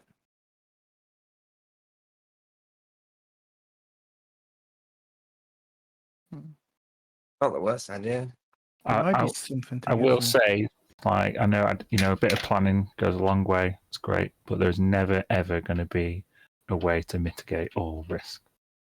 We know that by now. Yeah. Sorry, my sound went a bit bad. What's been discussed? I think. Sorry, go on then. I was just saying, the group have been discussing which boat to take, whether to tell Baal Hotep about the boat, whether to create a diversion to with sightings of Vida. Things to decide. I say we don't tell anyone and we just bounce. Mhm. If we get stopped on the boat, then Smoke can play the whole thing again with whoever stops us, and hopefully it will work again. That we work for you know who, and then go straight there, recover it. Take the ironclad, get out of Dodge. The less people know and the less people you have to convince, the better. Yeah. I think I could agree with that. Go for speed. I guess the only thing I'd wish we were able to do is get those potions. Maybe we could go see the guy and see if he can speed Well, things up. The boat's going to leave at midnight. Yep. So it will be there until midnight. Be there And until we midnight. ordered those potions at like what? Sort of early evening. 5 p.m. Yeah. Yeah, so we can pick them up as soon as they're ready and then get on the boat if we want to. I think we Yeah. should, going on the lake of fire, I think we should take those potions with us. We've got 5 hours. Yeah. 5 hours to make preparations, do what you got to do, and get to the naval yard. That's getting in the naval yard, getting to the dock, getting on the boat, and getting out.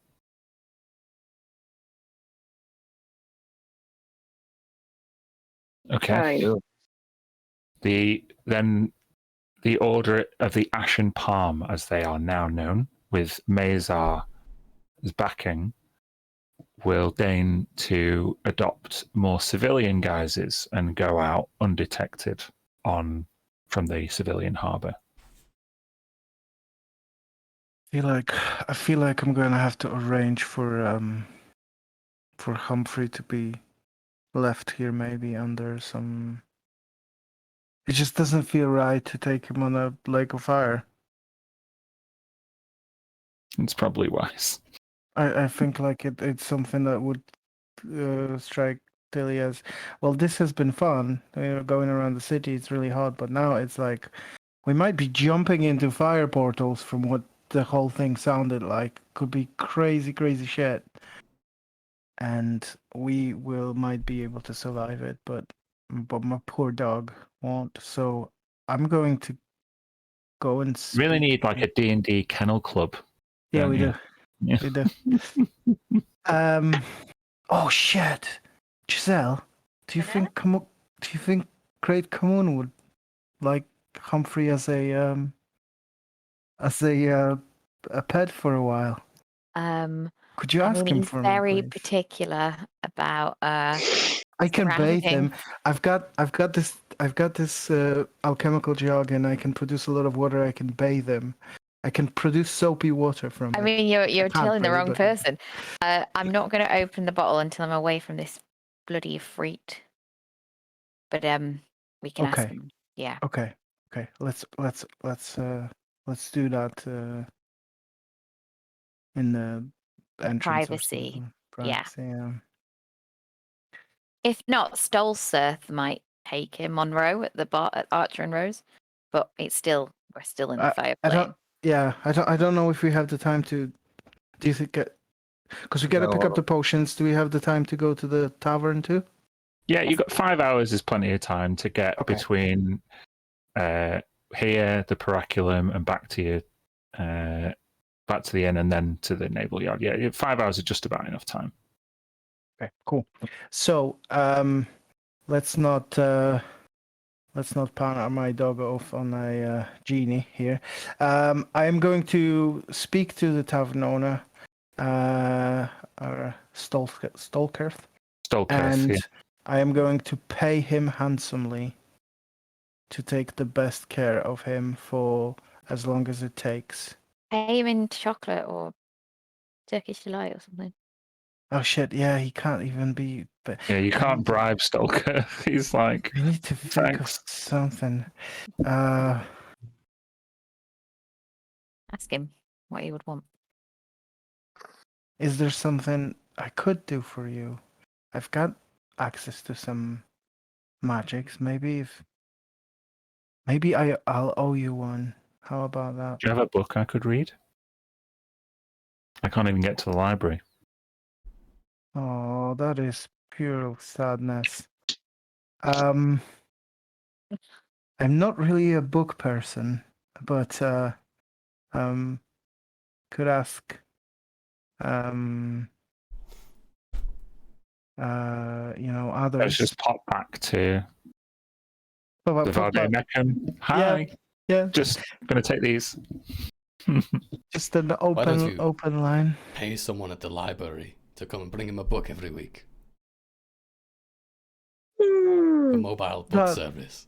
That sounds like amazing thing to do. That's a great idea. That's a great idea. That's exactly what I'm gonna do. I'm gonna on the way back. I'm gonna find a library and I'm gonna pay somebody 50 gold to do this. How much do people get paid in the city of Brass? It's like 1,000 gold per 8-hour shift or something stupid. Yeah. The prices are high and the profits are higher. So if you want to employ someone to regularly furnish this tavern owner with a book, let's say you'd have to get like libraries and places of learning are not very well known in the city of Brass. There are places you could go, but it'd be much easier just to get a bookseller to drip feed him a book every month, like a subscription service. Let's do that. Let's sign up to National Brass City Geographic. 500 gold pieces will get you delivered a book every month for 6 months. You get 1 month free. Yeah, that sounds great. Humphrey's worth everybody. Plus, I feel like this guy, even if we can't save him from his predicament, I just want to do something for him, even if it wasn't just for something, as an exchange for a favor. So Tilly feels nothing about giving the money away for this. She'd be happy to do it. Better that than a duel, right? Yep. Yeah, you found this bookseller on a tuk-tuk. It's like a mobile bookseller.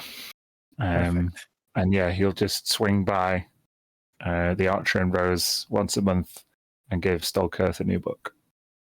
Sounds good. I ask him to pick books that talk about open worlds and freedoms and how to idiot's guide to get yourself out of a contract with a 3D. So you've got your soul bound to a genie. What can you do about it? Yeah. So you've entered the service of a corrupt demon. That would be the last one. And actually, I should read that one too, I guess. But yeah, that's what Tilly would do. Cool. So at least I don't have to worry about the dog. Yeah. Stolkirth and Humphrey gonna have good times together. Best buds. I leave him with the medicine to give him for coolness and whatnot. Yeah. All right. Given that we've had like a couple of sessions now of exploration, intrigue, planning, shopping, what I'd like to do is expedite the next 5 hours. Just like Lucas has kind of told me a lot of what he would want Tilly to do. But if there's anything you want to get and procure, I mean, that might involve a roll. Like we've already tried to find potions of fire resistance, for example. If there's anything else you might think your character could try and get in that 5 hour window, let me know. Otherwise, you've decided that you're not going to keep Balhotep and his drow accomplices in the loop.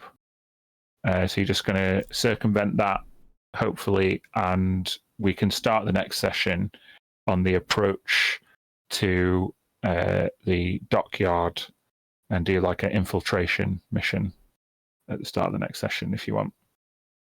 That sounds good. Yeah. Sounds good. And when is that next session? Is that next week or? I can't remember. Yeah, So. next week. Is it you? Are you playing next week, Lucy, or is it? No, you're not. Okay, so in Giselle's preparation, maybe I don't know. Maybe the Great Commune is a bit of a fraidy cat, and just maybe convinces Giselle not to go. Yeah. Well, Why would it maybe be your done by idea next of session? doing a decoy as Vida. Ah, yeah. Maybe you could just be running around doing that while we get off on the boat. Like that'd be a good. I Mm. mean, it is a bit risky, so you might. I don't know. It's up to you. You might not want to do it, but No, that sounds good. Gonna do Will you be done by next week though on the seas of fire? Because if Exactly that. true, that we might might be not. tricky. you're That's a not, good then point, I'm yeah. still not. We'll see. Or I guess we'll You've play got a it by ear. genie. He's just gonna Yeah, do can he that, not- and you. You know, zap you over. Here, Yeah, if I guess we could just say that someone just has to cast send in to Giselle, and Giselle will get Gamoon to deliver her wherever you are. The Great Oh. Commune, perfect. Yeah. perfect. Having a genie it makes things flexible. Yeah. Narrative flexibility. I like it. Yeah. Cool. Cool. We Plan. finishing up there then? Yeah. All right. Thanks for joining us, everybody. Yep. That was fun. Till next time. That was a good session. I like